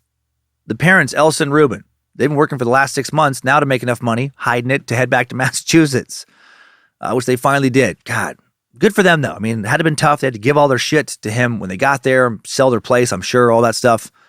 But then they were like, you know what? Just because we're pot committed, we're not going to follow that sunk cost fallacy and just continue making more bad decisions because we made a previously bad one. By the time they leave, David fully believes that Krishna Venta is a hypocrite who just wants attention and pussy. Meanwhile, Ruth and Master Frank Jesus are now south of the border doing more recruiting. They're always in and out. They'll come to the compound a little bit, probably, fuck a bunch of members' wives, and then, he will, and then they sneak around for more recruiting to find more wives to fuck, more money to come in and fund their bullshit. Ruth and Krishna find themselves in Guatemala, Nicaragua in October of 1950. They return from South America March of 1951, so this is quite a trip. No word on how successful or not their recruiting efforts were. Probably not very good. Sounds like they were mostly just getting to travel around the world, see a bunch of cool places on the cult's dime, while the cult raises their kids back home and, keeps their little operation going. This year, Krishna incorporates the fountain. It'll be governed by a board of directors and officers, but he will be the treasurer and, of course, spiritual leader, the master. Nobody will get an official salary. Their tax exemption status will be filed with the state of California in December. Also, Alameda County will institute criminal proceedings against Krishna at this time. They find him guilty of non-support, order him to pay $20 per month for each kid. Again, $10 in addition per month for back child support. This fucker. Right? He has the funds to gallivant around the globe, but can't be bothered to send $20 a month in child support. His ex-wife will now get some of the money, for a few months because, Krishna's probation officer through Alameda County is making sure of that. Not sure why the kids are still getting it, by the way, since they're both 18 or older now. His son's 20, his daughter's 18. But again, some of the sources on this, I don't know if I totally trust, the ages. The cult moves into its final location, further up Box Canyon, August 27th, 1951. In the beginning, they live in tents, while Krishna, Ruth, their boys, installed themselves in one of the numerous sandstone caves found in the area. So they're living in caves now. Eventually, the group builds several sturdy edifices from materials gleaned from the surrounding creeks and hillsides, including segregated dormitories, 2-story dining hall, and administration center. And again, they did a pretty cool job of building stuff from local material. Oak trees grew through the ceilings of 2 of the buildings. The jewel of the commune, stone-walled monastery, built by pilgrims as a tribute to their master. And from what I can tell, poking around, it doesn't seem these buildings exist. Or if they do, they're on private property. And the people aren't promoting hey, come fucking hop my fence and jump in my yard and check out these old buildings. September of 1951, Frank Jesus will take off to Denver for a month. Solo recruiting trip. Maybe some ladies there he would like to introduce his biblical Krishna prophet trouser snake to. 1952, the foundation will pay for Krishna and some other members to take trips to 54 different cities to study fire equipment in fire departments and advance the cause of the society. Yeah. This is the thing. They really were trying to figure out how to, use firefighting to their advantage now, to double down on their little firefighting they're doing. They visit Seattle, Washington in the winter of 1952 for, fire studies and also for some evangelical work. Their presence in the Emerald City is first announced by a 2-column, 8-inch advertisement in both of Seattle's primary newspapers at that time. The ad contained a photograph of a bearded man in a long robe resembling the traditional depictions of Jesus Christ. Beside the picture are the words, "We believe this is Christ, the begotten Son of God. What more can we say? Listen to the words of Christ." And then there was a time and place for, public appearance listed below. At that public appearance, January 20th, 1952, a crowd of around 300 people gather. How many of them were actually interested in joining up with Krishna? How many of them were just there out of curiosity? Hard to say. At least one of the people attending just curious. William R. Catton Jr. was a professor at the University of North Carolina who later published a paper about this experience and his subsequent study of this group called "What Kind of People Does a Religious Cult Attract?" It'll be published in 1957.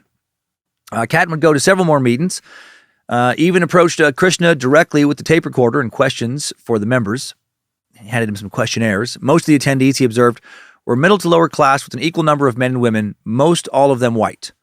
His questionnaire would show that they came from just about every denomination of Christianity: Baptist, Catholic, Christian Scientist, Congregational, Episcopal, Greek Orthodox, Jehovah's Witness, Latter-day Saint, Lutheran, and some non-Christians like Mental Science, Methodist, Pentecostal, Quaker, Seventh-day Adventist, Unitarian, and the list went on.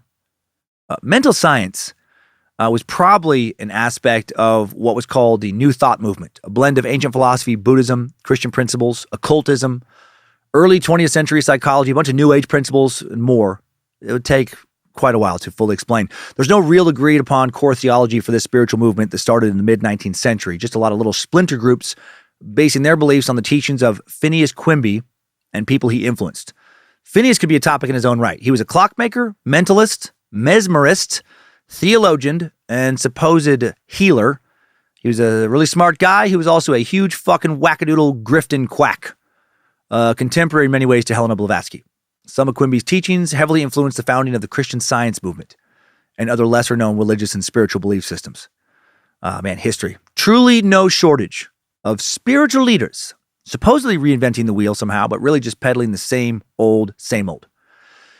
During the first Krishna sermon he witnessed, Cat and the professor observed that the presentation was conducted by several disciples dressed in plain robes and bare feet, right? They don't have nervous breakdowns in the middle of this, wearing beards and long hair, and embracing each member of the audience as they enter. Quote, quote, quote. Oh, the master is preparing. One of them, called Peter, gave a quiet, lengthy introduction to the master, who made a dramatic entrance. And then in an hour-long lecture, he reprimanded the crowd for having paid him very little attention 1,900 years earlier, when Jesus was crucified. I don't know if these people deserve to be reprimanded. I mean, they weren't alive about, during that time, but I get it. But I get him being salty about it, I mean, if I was nailed to a cross and left to rot in the sun for a few days, all to help the world's souls get to heaven, and still most people don't respect me when I fucking show back up, I'd probably be pretty pissed too.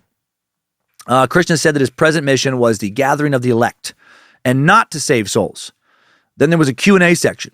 And though a couple people did make fun of him, I wish I knew exactly what they said, a bunch of others seemed to be listening intensely. At the second meeting, the following evening, January 21st, the dramatic entrance of the master was unexpectedly interrupted by the minister of the liberal church in which the meeting was held. The minister said he had just discovered the night before that Krishna was not who he says he was and had a lengthy criminal record. And Krishna was asked to leave. Take your Bible and get out of my church. Frank Jesus, Krishna master guy, replied defiantly before he left that he was being persecuted by so-called Christians. And then some members of the audience started yelling out at him, saying he was not Jesus. They had Bible verses to prove it. One person yelled, "If you're really the Christ, show us the scars of your crucifixion." All right, that's one thing you could yell. However, if you really were some kind of immortal, walk the earth for centuries Highlander Christ, would you still have scars? Or would your body constantly heal itself and keep your skin perfect? There's a lot to think about when it comes to how you would look if you'd been around for over 1900 years in human body, but also were a deity. I think a more practical test, at least to start with, would be for Jesus Frank to prove he spoke numerous languages fluently, right? Like Aramaic. That's the language like OG Jesus supposedly spoke. So, or Latin. If this dude was bouncing around the world in the first few centuries, he definitely had to have spoken Latin or Sanskrit over in India, something. He didn't speak American English the whole time. Right? English didn't begin to develop as a language at all until the 5th century. The third meeting took place January 27th, 1952. All the captain said was that it dealt with prophecy. Frank Jesus must have encountered a lot less kickback from the crowd. I wonder if he spoke of Skidmark. There will be a powerful prophetess, Skidmark, who along with Prince Geoffrey will bring about a new age. At the fourth meeting on January 30th, Krishna lectured on hypnotism and mental telepathy. Fuck yeah. In, as Catton described it, rather abstract terms. That's a nice way of saying he didn't make a lot of sense. It was a lot of bullshit word salad. A lot of new age psychobabble nonsense about, magical mental powers. In the fifth lecture, a lot of lectures, February 3rd, Krishna informed the audience that Christ and Jesus were two different people. Interesting twist. He said that Christ assisted God in the creation of the universe, had been with men since the beginning, and that Christ, not Jesus, was crucified. Okay? Krishna, reasserted that he was Christ. I am Christ, the Son of the living God, the eternal Christ. The one that was crucified 1900 years ago, died and was buried, and on the third day rose again. Okay, so who was Jesus? I'm not really sure he got around to answering that in that lecture. I think he was just saying that Jesus was like a dude who the soul of Christ, went inside of. And then I guess on the crucifixion, the dude was already gone and it was just Christ. I don't know. He also spent a long time complaining about the current state of the freedom of the press in the U.S., given that both Seattle newspapers had refused to carry his advertisements for subsequent lectures. That had nothing to do with the freedom of the press. They just didn't want to do business, I'm guessing, with a blatant con man, back when maybe more media outlets had more integrity than they do now. The Christians said that they bailed because they were pressured by interests that were afraid of his power. Totally, he was that important. The last Seattle meeting would come February 10th, 1952. This time he discussed his criminal record. I guess he'd been exposed, right? So he felt the need to address it. And rather than apologize for being a deadbeat dad, he described himself as a martyr for humanity at the hands of a cruel and selfish society. He said, "It is true, children." I wouldn't like somebody referring to me as children, by the way. That would just immediately rub the wrong way. If I'm going to a speech and someone just talking to the crowd, "Listen, children." Whoa, easy pops. "It is true, children. I have served time for committing that bad check." Okay, so now he's that seemed like a failed or bad check, writing bad checks arrest. "I served 9 months in a road gang, 3 years on probation. It is true, children, that I was convicted for a so-called burglary. The truth cannot be in someone like that because the person is bad and society says he is bad and condemns him for everything he has done, and yet it has not stopped me from my mission and my work. As much as society has said that I was guilty of those crimes, I say I was not guilty. Why? It's good for all of you. You know why I'm telling you this today. I want you to condemn me too and show your true Christian spirit. I want to see how much Christian you are and how much hypocrite you are." What? So he wasn't guilty because it's good for you? Get the fuck out of here. he did it to do something bad so that people would judge him so that he could prove that they weren't real Christians and try to get them to be Christians. I think that's what he's saying here. And you could use that rationalization to do anything bad you want to do. According to Catton, several members of the audience openly wept through this diatribe. Dear God, there is never a shortage of fucking suckers in the world. Some days I've expressed over and over in previous episodes, or as I have, I really truly feel sorry for cult members. And I always feel sorry for children dragged into this bullshit. But some days like today, I struggle to find, sympathy for the adults. Just how fucking sad is it there are so many people in the world who are so easily conned, right? Just to even get fucking roped into this to begin with. Just once again, education is so important. Education only based in what has been scientifically studied and proven. Education based on carefully carried out studies. Entertain other shit, okay. Wonder over the unsolved mysteries of life, sure. Ponder over spiritual or paranormal questions and concerns, right? I love that stuff too. But the core needs to be empirical, rational, scientific study, cold logic. I truly believe that combats this kind of con and so many other cons more than anything else. Right? The more properly educated we are as a society, the less grifters like this numbnuts will be able to find, easy marks. The less skid marks, maybe we'll have. At the end of the last meeting, an audience member once again challenged the Krishna, "Are you the embodiment of Christ?" And this time he answered, "If I were to say no to you, you would be pleased because you are not willing to accept. If I were to say yes, that I am, you would be very highly displeased and say, no, it isn't possible. So I have to make my choice between you and God. I fear not what man might say about me. And all of his rejections I do not fear, but I do fear God. Therefore I cannot lie to please you. I must tell the truth in the sight of God. I am the Son of God." A woman in the audience now cried out, "I knew it!"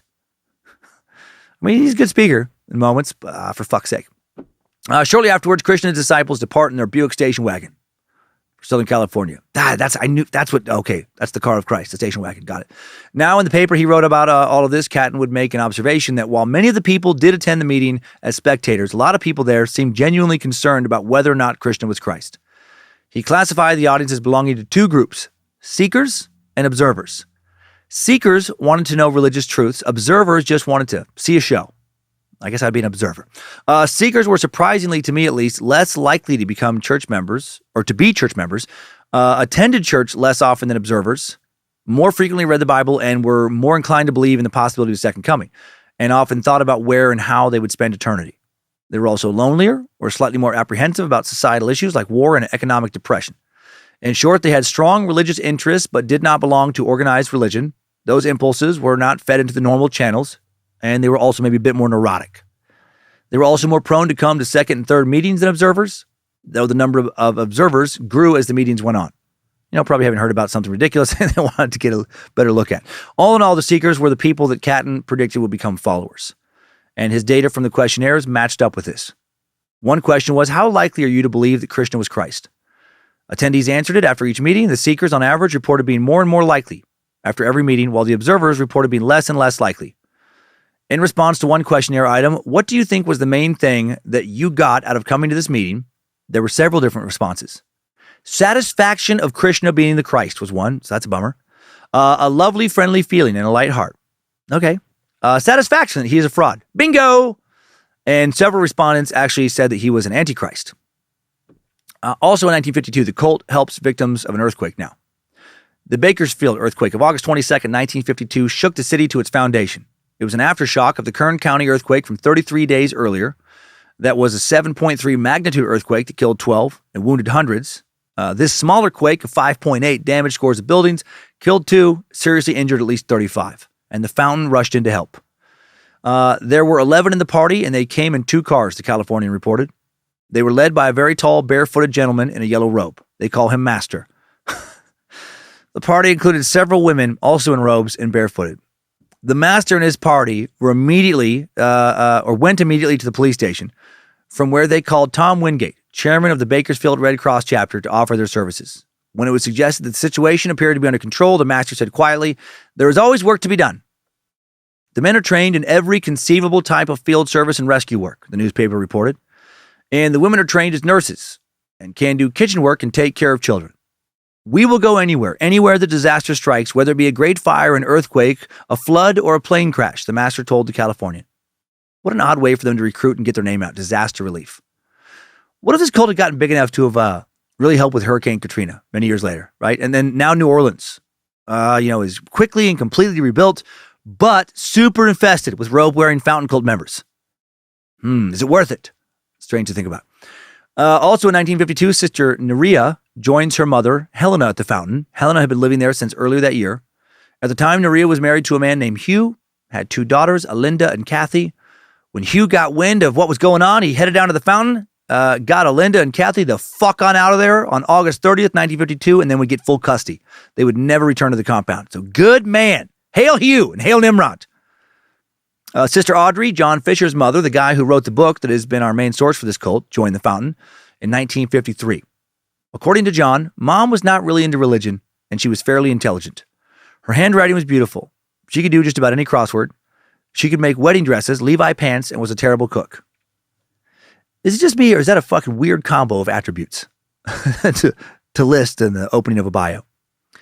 He continued with, although she dropped out of 10th grade, which she did supposedly because she refused to wear gym shorts because she was afraid people might make fun of her knees. Okay. She did manage to have 6 kids, gave the first up for adoption, and kept the rest of us to be raised in a fruitcake cult. But it was fun times. Was she fairly intelligent? The woman who dropped out of school because other students might make fun of her knees? She seems a little nuts.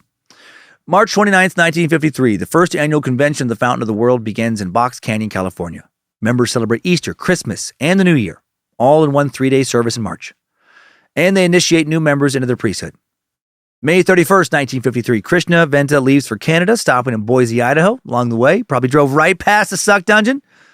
Right? Probably just fucking headed up Highway 95. In Boise, a woman named, that's pretty weird to think about, actually. I didn't connect that when I was doing the research. That just, right past a place where I grab lunch often.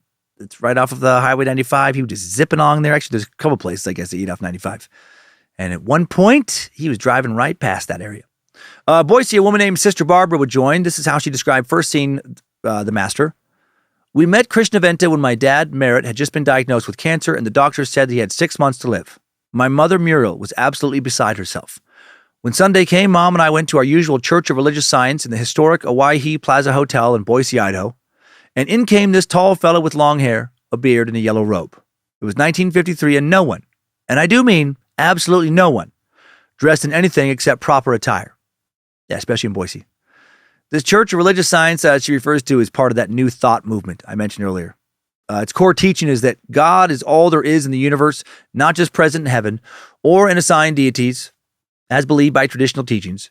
Its power can be used by all humans to the extent that they recognize and align themselves with its presence. Its founder, Ernest Holmes, who established the church in 1926, said, God is not a person, but a universal presence, already in our soul, already operating through our own consciousness. And I actually like that quite a bit. God is universal presence everywhere, part of everything. Just wanted to point out what that church was to illustrate how Sister Barbara was already part of a non-traditional school of religious thought when she met Krishna, which is, of course, going to make her much more open to his teachings. She continued saying, I was barely 22 years old, quite immature for my age. The first thing KB did was go around the room of about 20 people and ask us what our philosophy was. Each of us, of course, said to follow Jesus' teachings, and he said that was right. After the service, Mom said, I want to meet him. Come with me. I dutifully did and heard Mom ask him if he did any healing. He said, quote, some. Anyway, after they chatted, Krishna said, bring him to my hotel room tomorrow afternoon. I love some. Do I do any healing? A little. Some. I do a little something. It's, a little something from time to time. To me, that's proof right there. This guy's full of shit. I mean, do I heal? Yeah, but I don't heal everybody. It's not like part of my normal routine. It's not part of my main plan. My ways are mysterious. Maybe I'll fucking heal your dad and maybe I'll let him die. It depends on my mood. It depends on his immune system and what doctors, say is possible. I mean, it depends on mysterious wisdom and stuff. Then she writes, that night I got into the car before Mom did. When she got in, she said that Krishna told her that he was Christ. Well, I about hit the ceiling. I said, what? Mom and Dad both believed him. Dad had been praying for the Christ to come and heal him and felt that his prayers had been answered. Dad went to the hotel room the next day, even after hearing what Mom said. And when he saw KV, he knew that he was Christ and said he cried like a baby. Oh, boy. A couple in the church asked Krishna Venta and Mother Ruth to stay with them at their home while she was in Boise. So KV began giving lectures every evening at the couple's home, and Mom and I went to them. All I can really remember about the lectures is that they were spellbinding. I also think he did refer to gathering the elect. So eventually, Krishna Venta went back to California, and Muriel and Merritt kept in touch. Krishna soon sent brother Isaiah and brother Samuel up to Boise to take the couple back in a car. Barbara stayed behind initially. More on Merritt being healed or not soon. Merritt and Muriel arrived at the compound August 14th. That week, there was a huge fire in the town of Tehachapi. A little over 100 miles to the north, where the commune once again volunteered to help support the firefighters. There, they helped fight a fire in Fillmore, then they helped a fire. Oh my God, I can't talk. Then they helped fight a fire. My brain was still stuck on Tehachapi. My brain was stuck on why is there so many fucking difficult words in this country? It is a melting pot, and man, so many fucking different languages and stuff influence so many of these geographical areas and towns and stuff, which is cool until you try and say the words. Okay, so they fight the fire in the Fillmore, August 18th. Then another fire in San Bernardino from the 25th to September 1st. Then another fire September 6th. Meanwhile, Merritt and Muriel keep pestering Barbara to come down and join them. She doesn't want to. Later, she said she liked the idea initially of being around a bunch of young men there, but the picture she saw of them showed them wearing long hair, beards, which wasn't her thing. But then her sister, with whom that she shared an apartment, gets engaged. Now she, doesn't have a place to stay. Really wants to meet some dudes. Also, with her sister moving in with her new husband, Barbara, I already said that. She has nowhere to go, so she goes to the fountain. And to her surprise, loves it. Especially loves a young man that she was introduced to named Alvin. She goes to work in the nursery, where there were around 7 kids to take care of. Then she would start working in the laundry, in the kitchen, and the sewing room. Meanwhile, from October to December 1953, Krishna would be traveling from San Diego to Denver to San Francisco, constantly looking for new recruits, right? Fund that cult, get some more money. On March 29th, 1954, once again, that 3-day celebration, Peter Kaminoff marries sister Nuria. Peter. So much more on him in a bit. By April of 1954, there will be approximately 135 members in the cult. Men, women, children living on the compound. Summer of 1954, Krishna visits Washington, D.C. Then in October, visits New York City. A newspaper ad in New York Times on October 2nd called for crowds to join him for 3 nights of dynamite truths delivered by Krishna Venta. The 3 topics he'd be speaking about were, war is not for me, let us make money and die, and my love lies sleeping. If you truly wish to cultivate peace, it said, do not miss these 3 lectures. Yeah. Sounds really informative and not even a little bit crazy. He would stay in New York until December. No word on how well recruiting goes, so probably not good. November 18th, 1954, Merritt, Barbara's dad, husband of Muriel, dies of cancer. What? But what about Frank Jesus' healing powers? Well, since it was a year later than the doctors had predicted, both Barbara and Muriel think it is a miracle. It's a miracle he has lived that extra year, a miracle from Krishna Venta, a.k.a. Jesus. And I gotta say, what a shitty miracle, right? It sounds like a pretty low-rent deity, right? Can you save me, God? Yes, my child, but only for about a year. Listen, fighting cancer is super hard, and it wears me out. What? December of 1954, back in Box Canyon, Krishna Venta, back from New York now, declares that a negative wave is coming from Mongolia and orders cult members that they are not to have food, water, or work until the wave passes, only chanting every 2 hours. Sources don't indicate how long they had to fight this fucking badass negative wave. Must not have been too long because no one died from dehydration or starvation. And now, perhaps with the lectures not drawing as much attention as he was hoping for, Krishna Venta decides to get a bit more outrageous and decides to crucify himself, kind of. On March 30th, he carries a 60-pound cross while wearing a robe of brown sackcloth. His wavy hair flows around his face as he staggers up a 125-foot hill in front of a bunch of onlookers. As he stumbles, cult members kick and beat him, reenacting the biblical scene. He then has cult members acting as Romans hoist him up on the cross where he will sit on a bicycle seat, fake nails sticking out of his hands and legs, ketchup running down his body, literally ketchup. So kind of not really crucifies himself. More of a fucking mockery, really, of being crucified. More of a disrespectful cosplay crucifixion. Candles illuminate this corny-ass scene. A small crowd of non-members gather to watch the spectacle. They've been drawn to the event by newspaper and radio advertisements that the group had put out in the days before. I can only imagine how much laughter they tried to hold in. A voice on a loudspeaker narrated what was happening. Women began to sing, Were you there when they crucified my Lord? Were you there when they crucified my Lord? I don't know the melody. That's the words. Actors then carried Krishna down and the reenactment was over. On the valley floor, Krishna wrapped himself in a warm robe with Ruth and two other women at his side. He vanished into his quarters to recover. Now back to Frank Jesus' legal drama. September 25th, 1955, a court decision is given by Justice Roger Traynor of the California Supreme Court regarding Krishna and Lucille's divorce. He's fucking still dealing with this.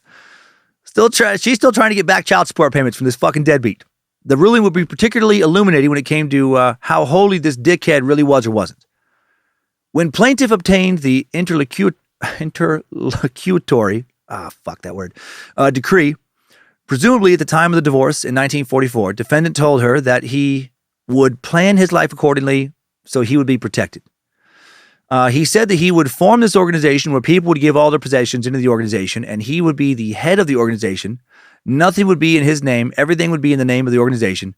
Yet he would have them arrange for all the money he wanted to use anytime he wanted it. So, what a weasel. Defendant's principal contention is that he has neither money nor property nor earnings and that he is therefore without ability to pay the increased amounts. At no time has he contended that he is unable to earn sufficient money to support the children. In 1941 and 1942, he was employed at the shipyards in Oakland as a timekeeper, and at the time of the divorce, he was working as a machinist helper for about $75 a week. Shortly after the divorce, he changed his name to Krishnaventa and founded a religious society, the WKFL Fountain. The letters stand for Wisdom, Knowledge, Faith, and Love. The society was incorporated in 1951 and is governed by a board of directors and officers. Defendant is the treasurer of the society and its spiritual leader or master. Neither he nor anyone connected with the society receives a salary as such. About 100 members reside at a home maintained by the society at Canoga Park in Ventura County. They have a communal system of living and none of them works on the outside.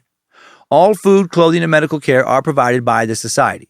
Funds are obtained from new members who transfer all their property to the society on being admitted to membership and from gifts, plays presented by the members. I forgot that they were charging for those plays, and donations received for fighting fires. Defendant and his present wife and their young daughter occupy a small room, and 5 other children of defendants sleep in a garage made into a bedroom with 3 other children living at the society's home. Defendant makes periodic automobile trips to Denver to carry on the work of the society.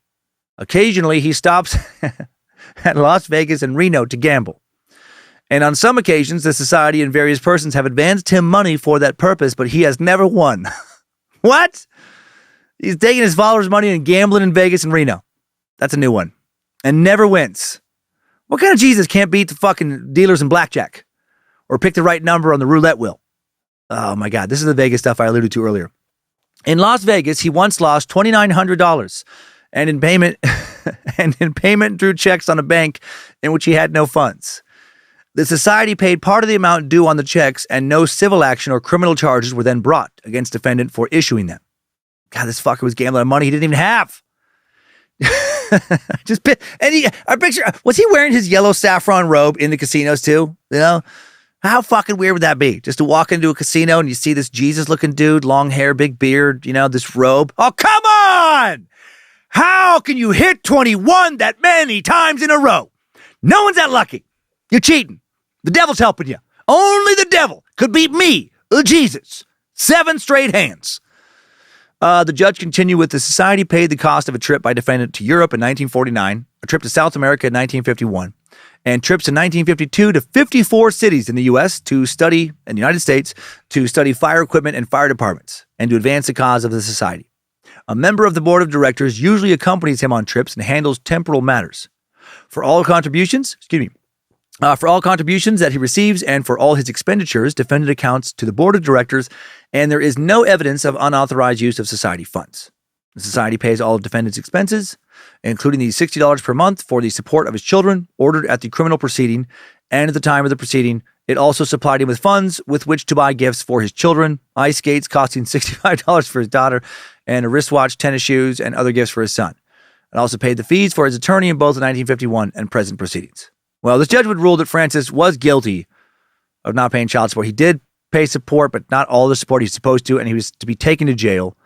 This would make some of his followers question why he was in charge of their spiritual enlightenment, right? He clearly gambled. They also found out he smoked, smoking cigars and cigarettes, had a laundry list of vices, I don't know why my stomach will not fucking stop making it. But preached to them that they were supposed to live pure and noble lives. His attorneys, undoubtedly paid for by the foundation, got him out of jail on the child support charges. But then he was sued for $4,300 in back rent for the Box Canyon property. He resolved this only to be hauled back into court again in Ventura County and ordered to now pay $50 per month in back payments for his now 2 grown children with Lucille. He appealed and won. It was ruled that he didn't have to increase his support of $20 each month, as the judge had ordered. An interesting dissent, though, was filed by one judge at the time of the appeal, stating that any father can now enter a religious cult where property is owned communally and escape payment for the support of children. March of 1956 now, Barbara, who along with Alvin and their son Karan, left to live in Chicago. She married a fellow cult member, so she found a dude, and then they both left the cult. But soon things will not work out with Alvin, and she will return with her kids. July 10th, 1956, Krishnaventa leaves with a small group of Fountain members, heads to Canada to find land on which to wait out the incoming race war and subsequent nuclear war with the Russians, and probably get out of the country where his ex-wife just fucking will not leave him alone when it comes to old child support. No properties are found in Canada, so they head west to Fairbanks, Alaska, arriving on July 29th and then continuing south to Homer. At this time, there are about 140 cult members in total. Venta would tell a newspaper there that they wanted to get out of the rat race in the big city, and they felt like Alaska, there would be lots of work for them. He listed the group's goals as spiritual upliftment, economic security, spiritual love, scientific development, service, and not having to pay more fucking child support. My God, she's bleeding me dry. No, maybe not the last one, but the rest for sure. By the fall, he had announced plans to move to the Kenai Peninsula in Alaska. Members filed homestead claims, made a theological change by announcing that they would now wear shoes in the 20-degree below zero winters. Suddenly, they're not worried about nervous breakdowns now that they're no longer living in sandal weather. How convenient for them to suddenly change, one of their beliefs. Krishnaventa was not going to accompany the majority of members who went to Alaska. He'll visit, but he's not going to live up there. It's alleged that he wanted to get homesteads up there for members so they could start farming to make some more money for the foundation. Until they could make that farm money, he planned to have them entertain people in bars and taverns, singing songs and dancing, playing the gut bucket, the guitar, the banjo, and the bass. Maybe air banjo? Bling, ding, ding, ding, ding, ding. Krishna Frank is Jesus. Ding, ding, ding, ding, ding. Krishna Frank is wearing his sandals now. Not worried about nervous breakdowns because it gets too cold. Whether they were farming or entertaining, at least they'd be gone. He could fuck their wives. They probably weren't singing that. Bing, ding, ding, ding, ding, ding. He's fucking our wives in California. Apparently, the people he was going to send to Alaska are mostly men, right? Mostly men who are the husbands of attractive women.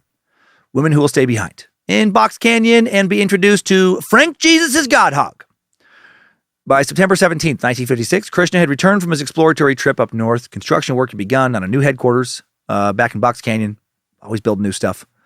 Soon, Krishna declares that he's going to take the first 40 Fountain members to stay in Alaska in February of 1957. It's so confusing again because of the way the sources write about this stuff. Sounds like there was a couple people for an exploratory trip, make some plans, come back, wait a little bit, now 40 go up. In the meantime, he's going to head to Denver, leaving the members to grapple with fire season back in California. March 8th, 1957, Ed Clark from the Oxnard Courier arrives to take some pics of cult members loading up to head to Alaska. Doesn't seem like everyone will find what they were looking for in Alaska. May 5th, 1957, a member named Jerry Goldberg, he's had enough. Returns from Alaska, signs a release for all his possessions, and leaves with just his car. Another member, Joseph Burton, is kicked out on June 15th, but according to John, we let Joseph back in the next day. Very few of the members could survive in the outside world alone, and in truth, it was this fear of the outside world that kept many people at the Fountain. Yep. David Allen was the next to leave Alaska in June. A man named Vernon followed in July. More men follow. Soon there was a shortage of men in the Alaska group. Krishnaventa would now lecture to the women. Ladies, please close your Bibles. Listen to me as I speak from my Jesus heart.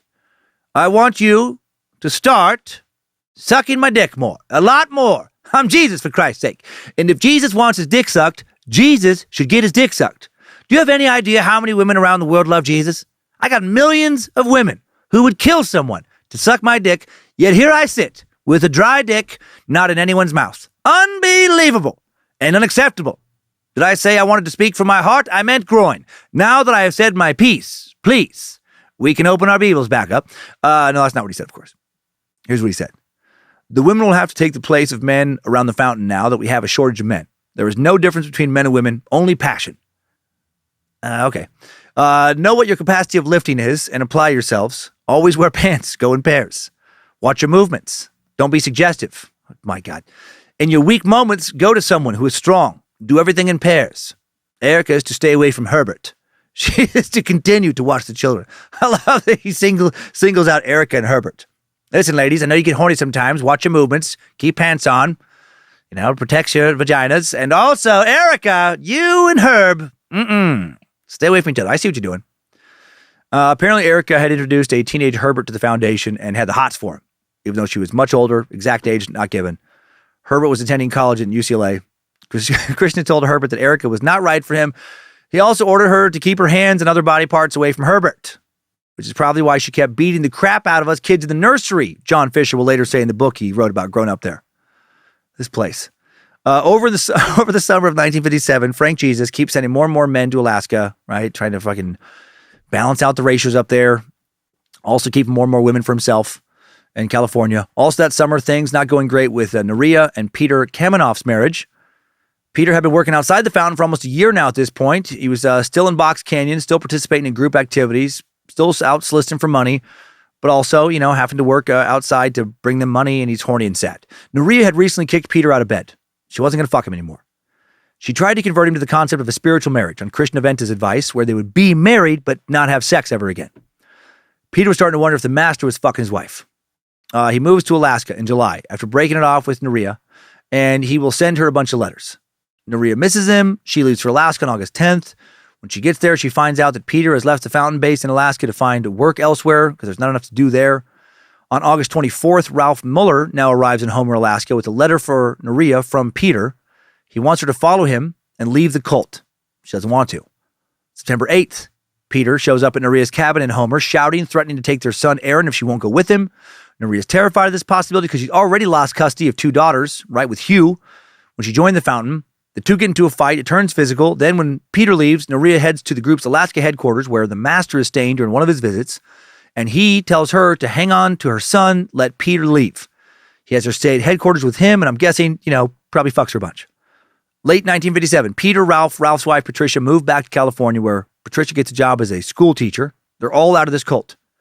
From time to time, Peter and Ralph will visit the commune with Peter attempting to see his son Aaron, but the master keeps blocking his efforts.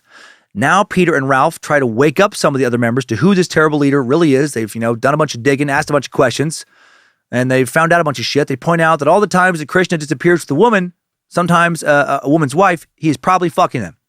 They talk about he uses their money for cigars and gambling. The master tells his flock that these men are liars, false prophets, recruiting members for their own breakaway sect. They want to be the cult leaders. He tells them they're horrible, women beaters, and more. On October 14th now, Krishna gives some lectures in Los Angeles. A little break from the Peter story. We'll return to that. He appears on Paul Coates' TV program the 10th and the 11th of November, then completes a lecture series in LA on November 25th. Back at the compound, things are getting more and more apocalyptic. He tells the group that every 40,000 years there is a downfall. We are now entering the 6th downfall. Downfall means a natural condition which brings about a revitalizing of man. Strange things happen in the heavens every 40,000 years. There is a vast force causing this earth to rotate on its axis, and it moves at 1,000 miles per hour. Every 40,000 years, our earth moves between the 2 suns, which is the purification plan. Out of it, the way it's written, which is a purification plan. Out of it will come an earthquake, which will have a strange reaction upon the earth. All man-made buildings will be treated as dust. They will be so easily moved. All buildings will be lowered to this earth, and there will be no security in the hills, for they will also fall. We are now in the throes of Armageddon, after which there will be 1,000 years of peace. No minister can save your soul. We are the only ones who can save it. Cult, cult, cult. And we can do it by doing good. Others who were to have gathered the 144,000 elect and bring about the United Order failed their mission. They must be gathered and sealed by 1965. Man, that was a lot. I don't remember our solar system having 2 suns, by the way. The Earth does spin around at about 1,000 miles an hour, though. He got some of that right. December 8th, 1958, Peter Kamenoff. Now we're back with Peter. He's 42. Ralph Muller, 33. They are fucking sick of trying to speak reason to cult members. Peter, very frustrated, not being able to see his son. And they decide to go to the authorities. They visit the office of James H. Mulvey, special agent for the California Attorney General in Los Angeles. When Mulvey's secretary rings him, she says she has two men. She says there are two men here who want to make a complaint against Jesus Christ. Seriously, that's what they said. They said they needed to complain about the Christian Lord and Savior. He wasn't the man of the Bible that he claimed to be. This is going to be good. Mulvey was skeptical as he heard their tale, of course. Ralph and Peter said that they believed that Krishna was Jesus, really was Christ. But that wasn't what was bothering them. It's just that, something must have gone wrong with his reincarnation because he was doing things that OG Christ never thought of doing. Mulvey had to be careful not to show his doubt on his face. And I imagine not burst out, just laughing. Having had experience with cults, he told them, go on. They claimed that Krishna had sexual relationships with numerous female members, including girls under the age of consent. Right? Cult. So fucking extra weird for me to think about all this going on while a show like Leave It to Beaver is being made not far away. Right? That TV series started being broadcast over a year before these guys were making this complaint. And it was being filmed, less than 25 miles away as this is all happening. Father Knows Best, another wholesome 50s TV series, also being broadcast, filmed at this time about 30 miles away. This is just so not the 50s, I imagine, when I think of the 1950s. This is not the nostalgic 50s diner type of 50s I think about. This is all happening a solid decade before the counterculture revolution. Well, the guys add that Frank Jesus tried to make, his affairs with women seem okay by declaring that he was in spiritual marriages with all these women. The guy said that this has happened to their wives. They finally realized that whenever they went to fight a fire, Krishna was grabbing their wives and fucking them. And not all of these interactions sounded completely consensual. Ralph said, "My wife also told me that he slept with her one night and it became so rough she could not explain it. She said his approach was so crude she just had to get away from him. That was before we were married. But he still thinks that this guy's Jesus. He's just worried that Jesus has changed. The fucking mental hurdles these guys are jumping over is unreal. I mean, don't get me wrong. I love Jesus, sir. Frank is Jesus. Oh boy, howdy he is. I just was hoping you could talk to Jesus and maybe just ask him to stop sleeping with everyone, I mean, officer, at least ask Jesus to stop sleeping with the kids, Jesus and my wife, our wives. Golly, if you could just get Jesus to promise he'll stop sexing up the kids and the wives, boy, howdy, we'd be much obliged." The guys told Special Agent Mulvey that they didn't believe Krishna's explanation for why he was sleeping with everyone's wives. He told them that he was cold-blooded and needed somebody to keep his body warm. Yeah. This is great. That was his real excuse, apparently. Guys, yes, you caught me. Okay, you caught me sleeping with your wives, all right? But listen, not out of any adulterous desire. Hear me out. This is embarrassing, but I'm reptilian. Yeah, there it is. I said it. Yeah, Jesus is a lizard person. It's crazy, right? So, I'm cold-blooded. Not metaphorically, like literally. Especially my appendages, especially my lizard donkey dong, my cold horse popsicle cock. And it could fall off if I don't stick it in a safe, warm place. And I know you might be thinking, but wait a minute, you already have a wife. I know I do. But, and you got to keep this a secret, she's also cold-blooded. Kind of. Just her holes. She has cold lizard holes.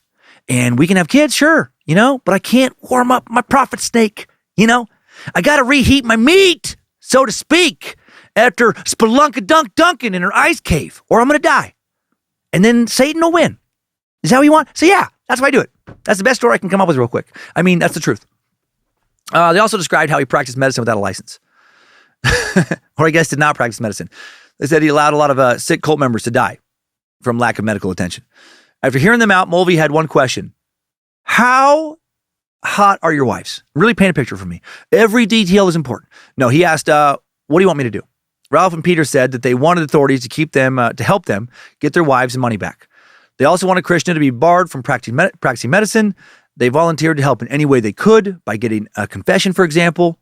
And then the guys paused, exchanged little glances, and admitted that they actually did want something else. And the conversation now took a darker tone.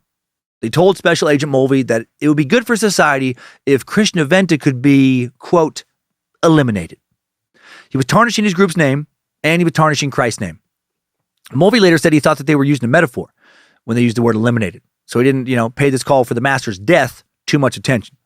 He said the Attorney General's office had started an investigation and additional evidence, any evidence that the men could bring them would be, welcome and appreciated. And they did, start an investigation. He'd already put it together on orders from Edmund G. Brown, the Attorney General of California. At the time of this little exchange, the dossier read, Case B 1610, Krishnaventa, alias Frank Jessen, alias Francis H. Pensivic, alias Ben Kovic. 6.5 feet tall, 180 pounds, blue eyes, tattoo on left forearm. Born March 29th, 1911, San Francisco. Arrested El Paso, 1930. Burglary. Little Rock, 1931. Petty larceny. Los Angeles, 1932. Petty theft. San Francisco, 1934. Vagrancy. Miami, 1935. Mann Act. Phoenix, 1934. Writing threatening letters to the president. Santa Paula, 1942. Fictitious checks. Stockton, 1942. Psychological observation. East Los Angeles, 1949. Failure to provide. Also indication of trouble in Nicaragua, New York, London, Sweden, Italy. Suggest FBI check. So, holy shit, a lot more than I've already went over. Mulvey told the men that any information they had on Krishnaventa, the better chances that a case against him could begin, as soon as possible. Ralph and Peter agreed, but then privately, the two guys decided they would do more than just gather information, a lot more. They decided now to take matters into their own hands. December 9th, 1958, Ralph appears at an oil well supply company in Whittier, telling the clerk he's buying supplies to be used in some blasting. Ralph and Peter then drive to a cheap, no-name motel on the outskirts of Tarzana, less than 5 miles from the Box Canyon compound. They arrive before dusk in a rickety pickup truck. Hunkered down in their room, Peter writes farewell letters to his loved ones, including his young son, Aaron. I am willing to give up my life to free you. Then, using a tape recorder, they document some martyr statements as the tape whirs. It is now 7:30 p.m., notes Ralph. Within the next 4 hours, he will drive to Box Canyon, see Krishna. We will. And then demand a right adjustment to be made. This may be our last night in the world. Dear God, give us freedom or death. 20 sticks of dynamite, 3 detonators, batteries, blasting caps, and electric cable sat in their truck. They'd made a bomb. And now they made their way to the compound. They arrive in Box Canyon around midnight, December 10th, 1958. In the administrative building, they confront Krishna, telling him they knew what he was up to, and he needs to make a fucking public confession about all his sins. And Ventna refuses, even laughs in their faces. He says he has already informed his loyal followers of the lies that Peter and Ralph are telling about him. He told the true believers that Peter and Ralph were the real sinners, the ones who had been preying on the group's women, right? That motherfucker spins it on him. Knowing that Krishnaventa is never going to change his ways, Ralph and Peter now decide to kill him and detonate the crude bomb they had made. How exactly they did this is unclear, but they fucking did it. Ralph, Peter, Krishnaventa, and 7 other people are immediately blown to fucking pieces. Several other members also badly burned. These guys blew this cult leader the fuck up, literally. The brick building they were in also demolished, injuring some others who'd been sleeping inside. Barbara, Sister Barb, living in a nearby women's dorm, is awakened by a loud bang. When she sees the flames, she said, apparently, oh, look out there. It's positively beautiful out there. God, these people are weird. Yeah, Barb, that's a normal reaction, sure.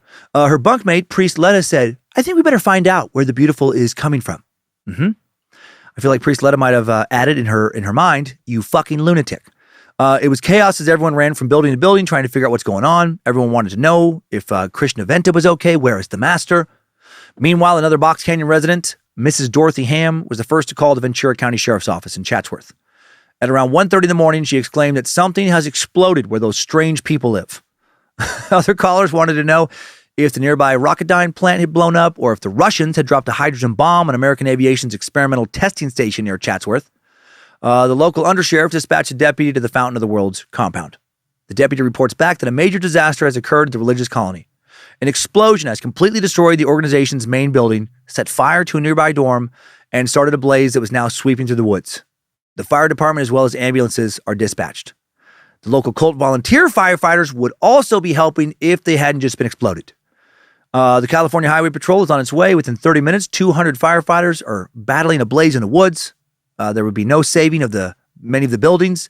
All that remained of the old headquarters, once a solid 2-story stone structure, was part of a fireplace and one shattered wall of rock. The entire front of the nearby dormitory had been blown off, half of it charred by fire. Wandering through the wreckage are some long-haired bearded men and women in handkerchiefs, all of them barefoot. Lael, Krishna's 8-year-old son, tells officers on the scene that his father has died in the blast. They also interview Princess Mary, a one-time Broadway actress who left the stage to follow Venta when he appeared at the theater she was working.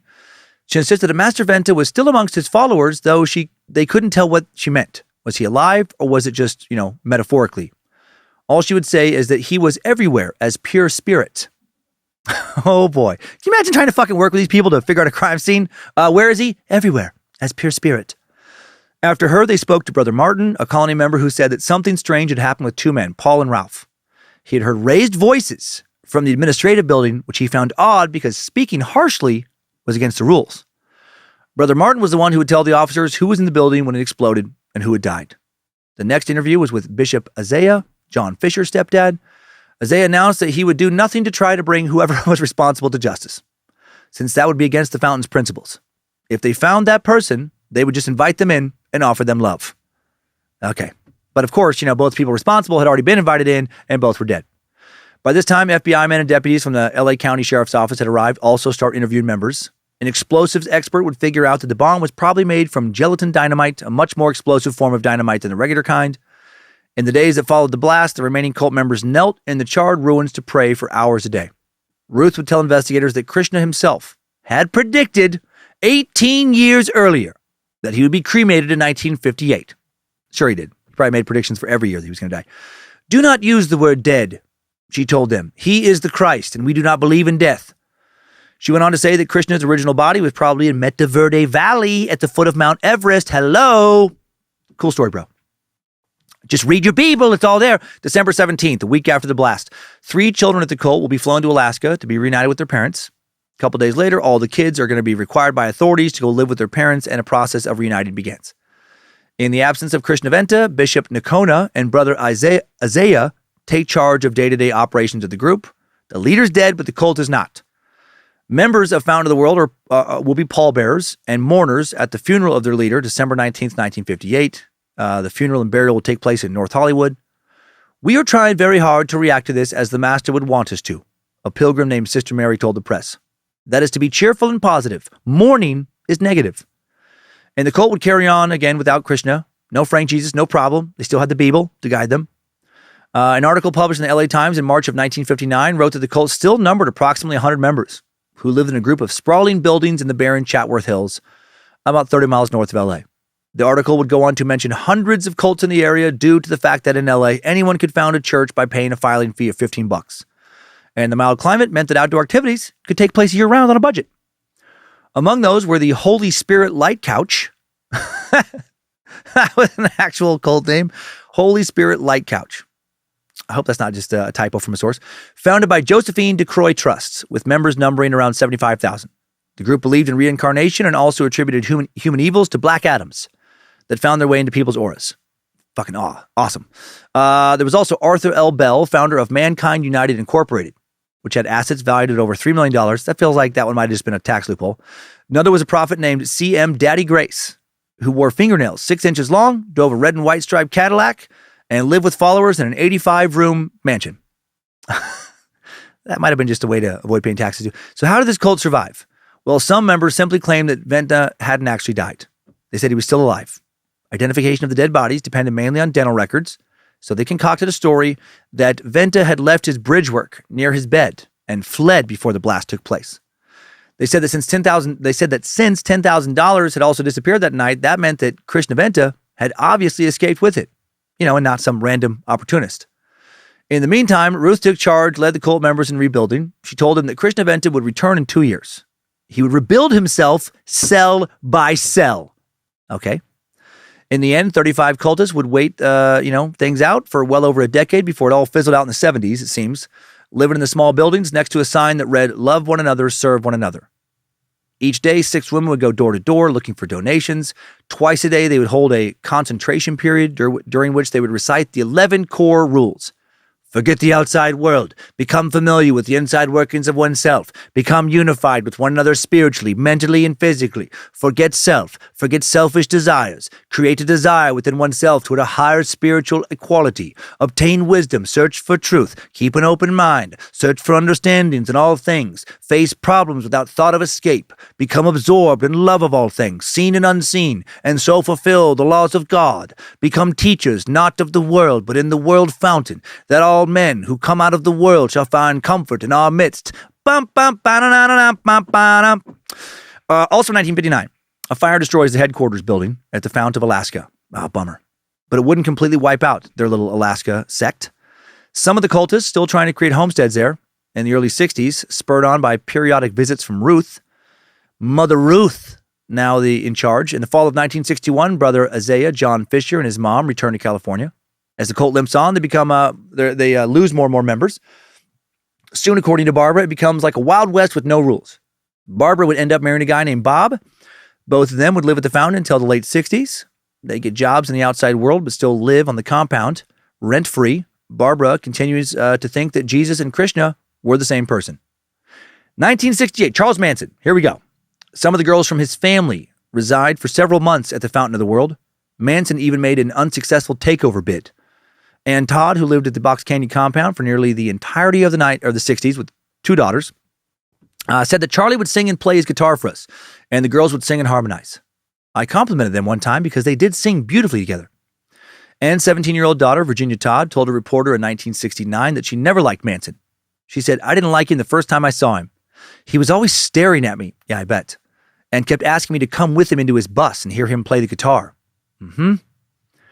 The remnants of the Fountain ended up calling the police to rid themselves of Manson and his family. Once booted from the compound, Manson and his family moved his group to nearby Spawn Movie Ranch, only about 8 miles away, and the rest is history. And there was debate over how far the Krishna Venta's teachings influenced Manson's worldview. But, strong parallels, as we pointed out, between Venta's predicted apocalypse and Manson's Helter Skelter, a bloody race war where the whites lose, after which the faithful emerge from hiding and inherit the earth. Same year, Sun Myung Moon and his followers also take up residence with the Fountain of the World community for several months.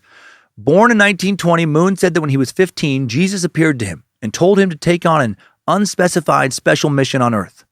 He concluded he needed to go to Japan and to America so that I can let the world know the greatness of the Korean people, according to his later autobiography. Moon returned to South Korea, founded the Unification Church in 1954, another cult that became fucking huge.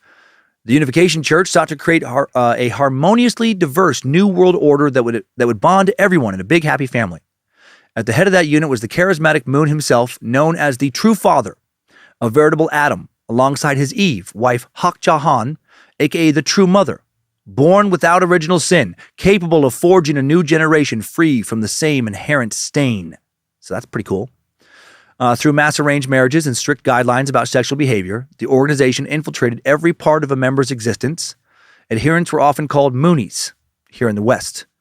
Moon would go on to build a transcontinental business empire that rivaled his Unification Church in scope and power. He'd go from cult leader to billionaire businessman. We should suck him someday. Time magazine quoted him in 1976 as saying, "The whole world is in my hand and I will conquer and subjugate the world." So luckily he didn't accomplish that. By 1969, the core cult in Box Canyon down to just 15 members living on the compound. There were a few dozen peripheral members still, though. 3 years later, 1972, a few dozen members still hanging on, and some of them leave the cult to join another cult, Jim Jones's People's Temple. We're about 20 years later. 20 years after the formation of the initial cult. We're about 6 years later. They drink the Kool-Aid and die in Jonestown on November 18th, 1978. What an odd life they led. Years in one weird-ass cult lead to more years in another, decades altogether, and then a mass suicide, mass murder. Both Krishna Venta and Jim Jones claim to be Jesus, so maybe those members' minds already prepped to accept insane claims.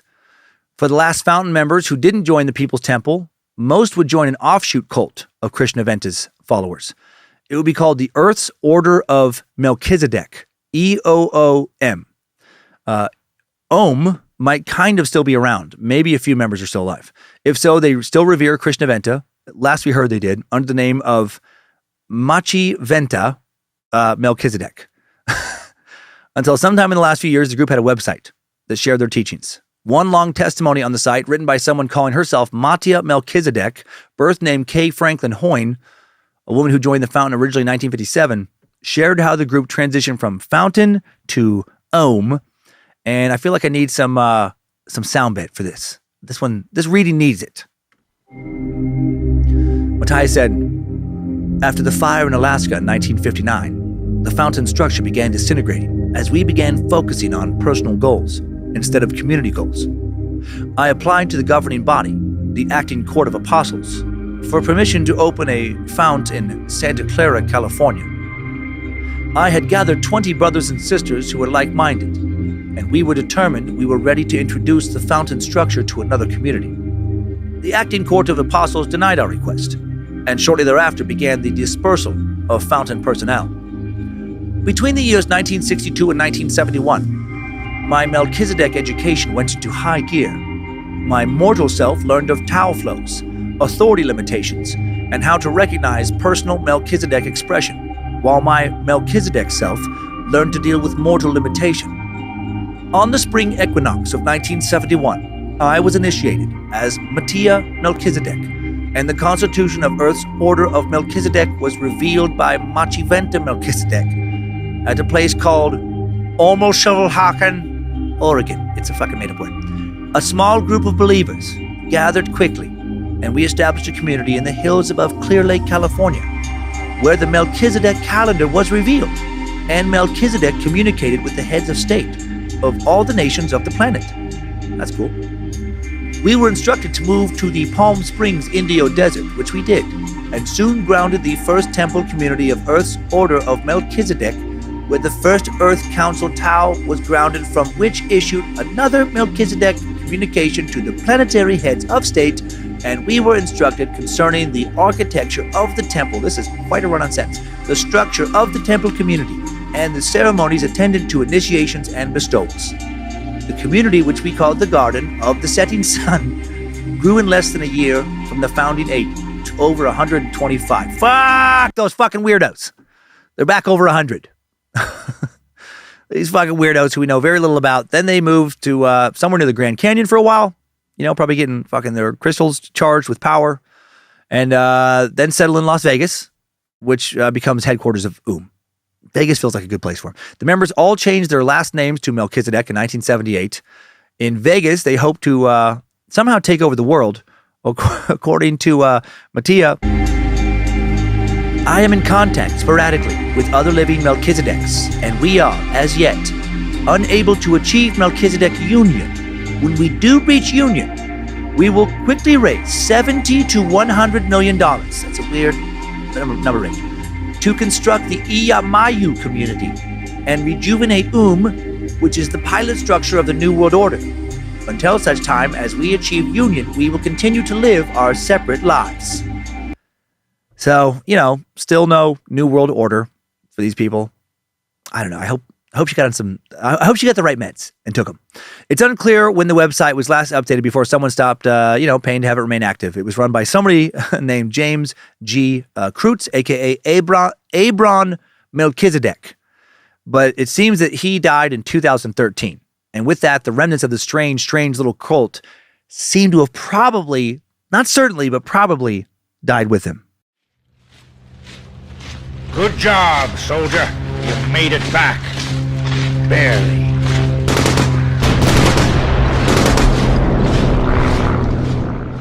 Before I share a few final thoughts, let me first lift your spirits with the most important spiritual sponsor we've had thus far. Hello, Truth Seeker. Greetings, worshiper. Blessings and glory, I hope thy heart is full. You are no doubt familiar with the Holy Bible and perhaps also with its teachings. But are you familiar with the Holy Bible? Perhaps you have prayed to God. But have you ever prayed to God? Only in the Holy Bible will you find the true word of God. Perchance you know the story of Adam and Eve. But do you know the story of Neil Freitas? Do you know of ancient spaceships, Atlantis, and the Metaverde Valley? These stories are only documented in the Holy Bible. Only through careful study of the Holy Bible can you discover God's plan for you. So come, child. Let your cares melt away. Take off your clothes, put on this robe, remove your shoes before you have a nervous breakdown, and join me in Box Canyon. Find my newly rebuilt temple. But first, send some nude pics. Let me make sure your temple is ready to be filled with my temple. The Holy Bible is not for all. God's love is only for the 144,000 elect. and these holy soldiers must be pure, strong enough to destroy the Russians, deep enough to handle the holy hog. I imagine this all must be so confusing, but do not worry, do not be afraid. The Holy Bible will clear your mind. The Holy Bible, the only source for the true word of God. Wow, that was fucking powerful. I think I might be religious now. I think my guiding light might just be the Holy Bible. I feel God in my heart a little bit. Anywho, the WFKL, Fountain of the World cult, has been sucked. What an odd fucking group. I learned some new stuff this week. In the first half of the 20th century, America was full of cults, or at least LA was. Numerous other cults certainly existed elsewhere around the U.S. I imagine the world has always been full of cults, right? We just don't have records on most of them. Did all of the world's current major religions once start out as cults? I have to think they did. I bet they did without a single exception. I bet for as long as there has been society, there have been people who have claimed to know God's will in a way that no one else does, or to be God, to have all the answers to the big existential questions I imagine we meat sacks have always asked in some form. Why are we here? How do we get here? Did a creative, sentient, celestial power make us? To what end? Where are they now? What do they want us to do? How do we please them? What reward do they have for those who do please them? How does our ego escape the trappings of mortality? Someone has always been around to say, come with me, child. I have the answers for which thou seeks. Right? And that person, given an unnatural power over others, a person others believe to be a bridge, a conduit from this world to the next, that person's power over their followers, I'm guessing damn near always corrupts them if they weren't already corrupted, right? And now cult members are being used and abused. An old story, a really old story, but the innumerable modern variations of it. Hot damn, I find them so interesting. I found the story of the Fountain very interesting. Francis Frank Herman Pensovic, Krishnaventa the Master. What a deadbeat dad, fucking horn dog grifter. A cult leader who often berated his followers, threatening them with punishment or expulsion if they didn't meet his exacting standards. That also happened to people who had come to believe they couldn't survive in the outside world. That was terrifying. He demanded his followers, towards the end, be chaste, even though he followed his lustful urges into all kinds of places according to whisperings and accusations of former members. Most excused their leader's actions, but not all. Some were not so forgiving of Venta's obnoxious, obvious flaws. David Lackstrom, whose family lived in Box Canyon briefly, later remembered, he felt he did not have to follow the philosophies he put forth. He would do anything to gain attention for himself. Most people there at the time wanted to believe he was the second coming, and they excused his human traits of smoking cigars, gambling, and driving way above the speed limit. That's a weird one. To me, he had a holier-than-thou attitude. I love that he doesn't, later mention the fucking. He's like, he did a lot of bad things. He smoked cigarettes and he drove too fast. David is also the member who reported that a young female member named Jean Bates said she saw Krishna having sex with the mother of a teenage boy who lived at the group. Members and cult leaders and cult leader killers, Peter Kamenoff and Ralph Miller, certainly were not forgiving of Krishna's ways, right? They seem to have killed him mostly because he wouldn't admit to fucking their wives. He wouldn't tell his followers who he really was. I'm always surprised that doing that kind of shit doesn't get more of these cult leaders killed. It'd be nice if it did. It would give more of these stories much more satisfying endings. He was a manipulative, controlling, abusive asshole, and that sucks, but at least in the end, he was blown to fucking smithereens. Amen. Now, please, open your Bibles to today's top 5 takeaways. Timesuck Top 5 Takeaways. Number 1, Francis Pensovic became Krishnaventa in Utah in 1946, launched the WKFL Fountain of the World cult in California in 1948. Then, even though Francis's time ended with a literal bang, December 10th, 1958, the cult continued for over a decade more, morphing into another cult that just finally fizzled out recently, it seems. Number 2, Krishnaventa the Master developed one of the strangest backstories we've heard so far in the Suckverse. Krishna claimed to have been born on another planet, Neophrates, 240,000 years ago. Pensovic also alleged this planet was humanity's first home, but when it became uninhabitable due to just, getting too close to the sun, he and 35,000 others, maybe 70,000 between the spaceships, made it to Earth. He also held that he was practically every single prophet mentioned in the New and Old Testaments, returning in a new form, but always as the same entity called Christ. Said he teleported to the U.S. March 29th, 1932, took over the life of a 3-year-old boy, Francis Pensovic, which seems a little bit fucked up, but I guess that kid recently died. The real Francis was nothing more than a petty thief, a criminal who avoided providing real responsibility for his children by Lucille Webster for years. Number 3, Krishna was blown up along with several other cult members on the night of December 10th, 1958. The 2 culprits/suicide bombers were dissatisfied members Ralph Muller, or former members, Ralph and Peter Kamenoff, Once devoted followers, they had realized over the years that Krishna was making off with their money and their wives. They tried to report him to authorities, but when that process didn't seem to be moving as quickly as they were hoping for, didn't seem like it would lead to the punishment they felt he deserved, they decided it was time for the cult leader's annihilation. And though the cult lived on, it would never be the same. Members didn't seem to have been exploited the same way going forward. Number 4, Krishna Venta was not exactly abnormal for the times in LA. LA has been a hotbed for occult activity since the early 1900s, with many in the first decades of the 20th century remarking upon the high density of self-proclaimed prophets and their followers that roamed Hollywood and the surrounding areas. And number 5, new info. Another cult-to-cult connection to this episode. We've already established that the Fountain influenced Charles Manson, the Moonies, had people go on to join and then die in the People's Temple. Also, one of the master's disciples was a former cult leader, Dorothy Martin. And we've actually mentioned her story before. She led the Seekers, a small Illinois-based 1950s UFO cult. Martin told her Chicago area followers that the United States was going to be destroyed by a massive earthquake and huge tidal wave, December 21st, 1954, according to telepathic messages she claimed to receive from aliens. She said, describing the way she would receive the messages, "I felt a kind of tingling or numbness in my arm, and my whole arm felt warm right up to the shoulder. Without knowing why, I picked up a pencil and pad that were lying on the table near my bed. My hand began to write in another handwriting.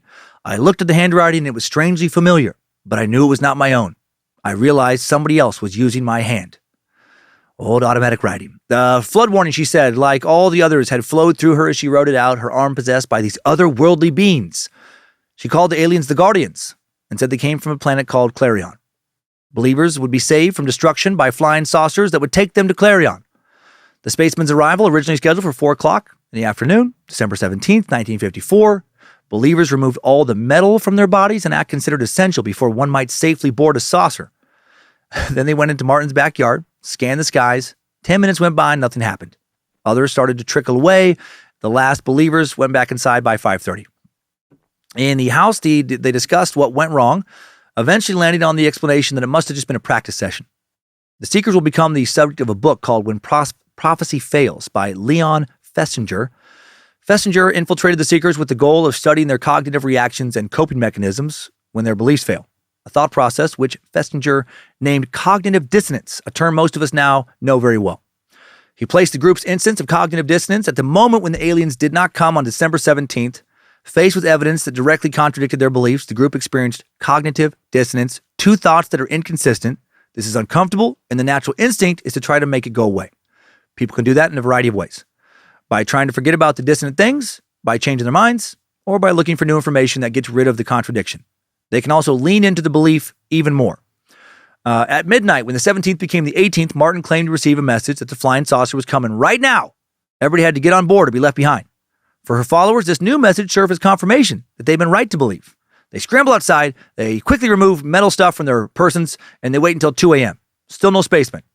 The next day, the Guardians reassured Martin with a long message that repeatedly stated, "I have never been tardy, I've never kept you waiting, I have never disappointed you in anything." They just misunderstood some messages. So they stick around. Midnight on the 21st. Scene plays out again. Still nothing. Members still don't disband. 6 o'clock in the evening on Christmas Eve, small group of people still gather on the street outside Dorothy Martin's home in Oak Park, Illinois, singing Christmas carols, waiting to depart the earth. Roughly 200 people come to watch this. Still nothing. The next day, Christmas, someone shows up on Martin's doorstep, wanting to join their cult. Suspecting this new visitor might be a spaceman, Martin questions him intensely, asks him to tell stories, sits him in a place of honor at the table. No stories come, and the next day Martin gets frustrated that he's not the alien she thought he was, and now, finally, many of the believers leave, though not all. Though details are sketchy about her movements after the Seekers disband, it seems following these several failed prophecies, Dorothy flees first to South America, then returns to the States to join the Fountain of the World, where she takes the name Sister Thedra. After the explosive end of Krishna Venta, Sister Thedra leaves again, settles in Sedona, Arizona, not surprised, where she continues to channel some kind of vision of Jesus and attracts a few followers who may have financially supported her until her death in 1992. Cults, man, they are hard to truly, totally kill. Timesuck. Top 5 takeaways. The Fountain cult has been sucked. What a bunch of beeble babble. Thank you to the Bad Magic Productions team for helping making Timesuck this week. Queen of Bad Magic, Lindsay Cummins. Thanks to the Suck Ranger, Tyler C., for producing, directing today. Logan Keith, the Art Warlock, helping with production. Thanks to BitElixir for upkeep on the Timesuck app. The Art Warlock, again, for creating the merch at badmagicmerch.com and helping run socials, along with the Suck Ranger and Ryan Handelsman and his team. Thanks to producer Sophie Evans for research. Thanks to this All Seeing Eyes moderating the Cult of the Curious private Facebook page. The Mod Squad, making sure Discord keeps running smooth. And everyone over on the Timesuck and Bad Magic subreddits. Next week on Timesuck, we are talking bananas. Specifically one sexy banana, Miss Chiquita. I'm Chiquita Banana, and I've come to say bananas have to ripen in a certain way, and when they're flecked with brown and have a golden hue, bananas taste the best and are the best for you. Yes! Who created Miss Chiquita Banana? How did they make her so sexy? How many revisions did they go through of characters who just weren't sexy enough? How many people every year search out Miss Chiquita Banana porn? Is this leading to an epidemic of fruit-related activity in bedrooms worldwide? No, we're not going to be talking about that. Not much, at least. We're going to be talking about bananas in a way darker than what you might be expecting. In 1928, the Colombian Army opened fire on hundreds of banana workers who were on strike for better conditions, killing a still disputed number of them. The workers were protesting against the policies of United Fruit, a company that had dominated the banana business for decades at that point. Beginning in the late 19th century, the company quickly took over Central America, going so far as to build their own naval fleet, called the Great White Fleet. They scooped up most of the farming land, and unsurprisingly for a company with a lot of power and very little regulation, took every opportunity to cut costs and control the supply chain, exploiting the shit out of their workers. They worked around the clock, lived in poor conditions, weren't even paid in actual fucking money, given little opportunity to explore other options. And when workers decided they were fed up with this bullshit, the response to that was less than positive. Very much less than positive. The dark history of United Fruit and the 1928 Banana Massacre next week on Timesuck. Right now, let's head over for a few Timesucker updates. Updates? Get your Timesucker updates. Starting with a quick pronunciation. Correction. Or pronunciation. Correction. From longtime sucker Jason Scovebo, a.k.a. Scooby, who writes, Brigadier, not Brigadier. There's no D in Brigadier. Every military episode ever. That is all. 3 out of 5 stars. Don't change a thing. Scooby. Thank you, Scooby. I do mess that up a lot. As in always. There is a D in it still, but just 1, not 2. No bridge, I guess. Got to drop that first D I keep adding. Right? Focus on the G. Brigadier. Looking at the word now, I just completely added a second D in my mind that does not exist. Got a bunch of messages about a missed opportunity in The Prospect Killer. Terry Blair Suck. Robert C., a fine Bobbert, wrote one of them saying, hey, you pimple-covered, saggy chicken skin duffel bag. You create a character named Rooster, and you didn't bring up another poultry-inspired character, Chicken Joe? I had such high expectations only for them to be cracked and scrambled by this misstep. Would they be friends? Would they fight? Would they compare duffel bags? I was left disappointed by lack of info. That was a foul play on your part, and I think you owe us, the listeners, an encounter between these two people. Give us the yoke that we are all waiting for. Don't chicken out or try to strut around the issue. I thought you were a comedian. I'm now done. Seriously, thank you for the episode. Thanks for being such a clucking good comedian, overall great guy, 3 out of 5 stars. Wouldn't change a damn thing. Well, fucking Bobbert, I fucked up, I know. I even had a note to make sure that Chicken Joe and the Rooster met in that episode, and I don't know how or why I missed it in the end. So damn it, I cock-a-doodle-dooned myself. Almost through with stand-up for a bit now as I write this, I record this, and hope to find a lot of time this summer to reacquaint myself with some old characters from the Suckverse to keep getting missed. Another missed opportunity in the same Suck, pointed out by Savvy Sack Nathan Fessler, who writes, hey, Suckmaster Flex, there was a guy in the Terry Blair Suck named Michael Hunt. Let me repeat. A guy named Michael Hunt came up in a Suck and you glossed over it. As a longtime fan of the show and your comedy, I was sorely disappointed. Please do better. JK, love you long time. Knowledge and Nimrod, Nate. Gosh, Mike Hunt. Damn it, it was right there. Just sitting on the D.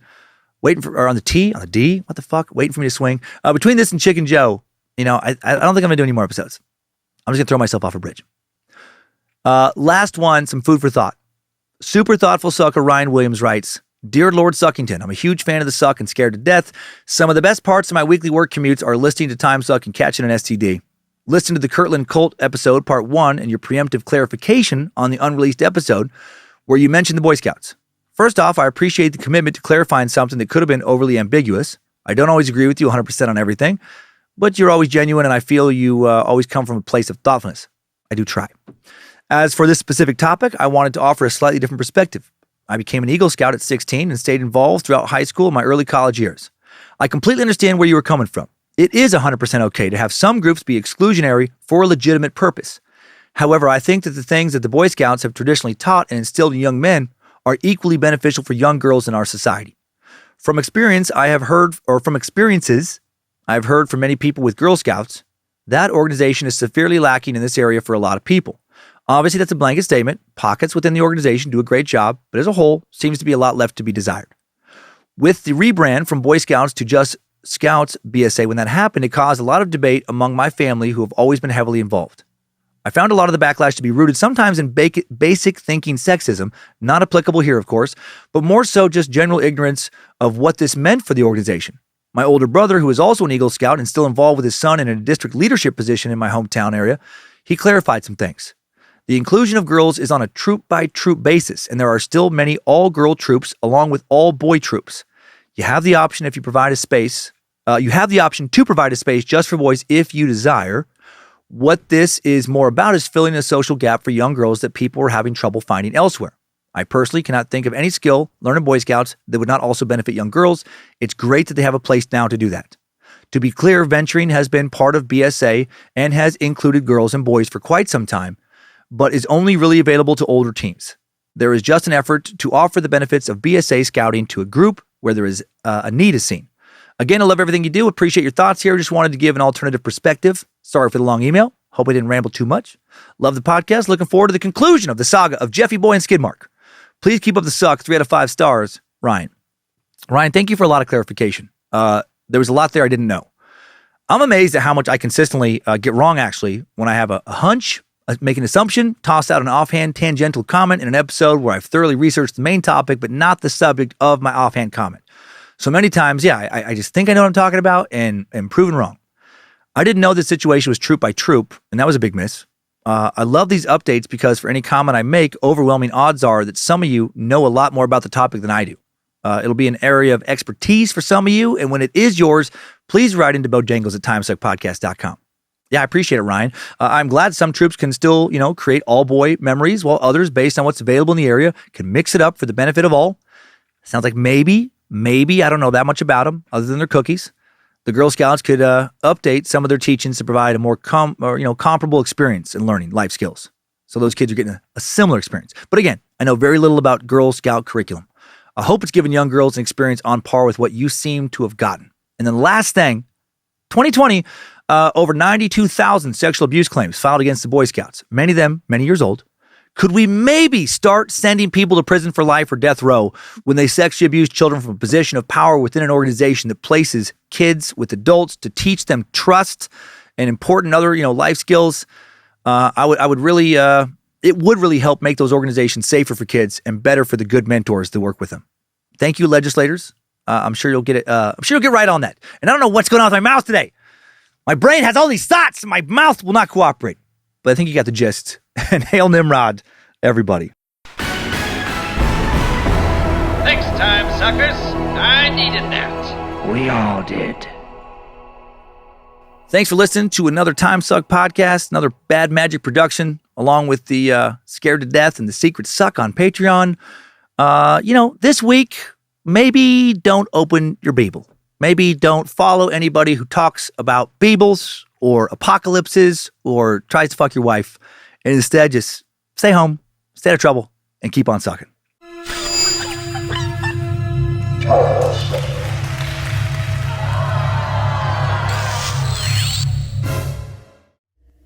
Bad Magic Productions. You can put them in a salad. Grief? No, not yet, my dear. That greenish way you're looking means that you are ripe for cooking. It is normal to get a boner when you watch this cartoon, right? No. When you are fully ripe, my dear, those little flakes we can all agree. appear. Bananas are hot, right? You're most right? digestible, my friend. Especially Chiquita. Delicious, too, from end to end. Looking forward to next week.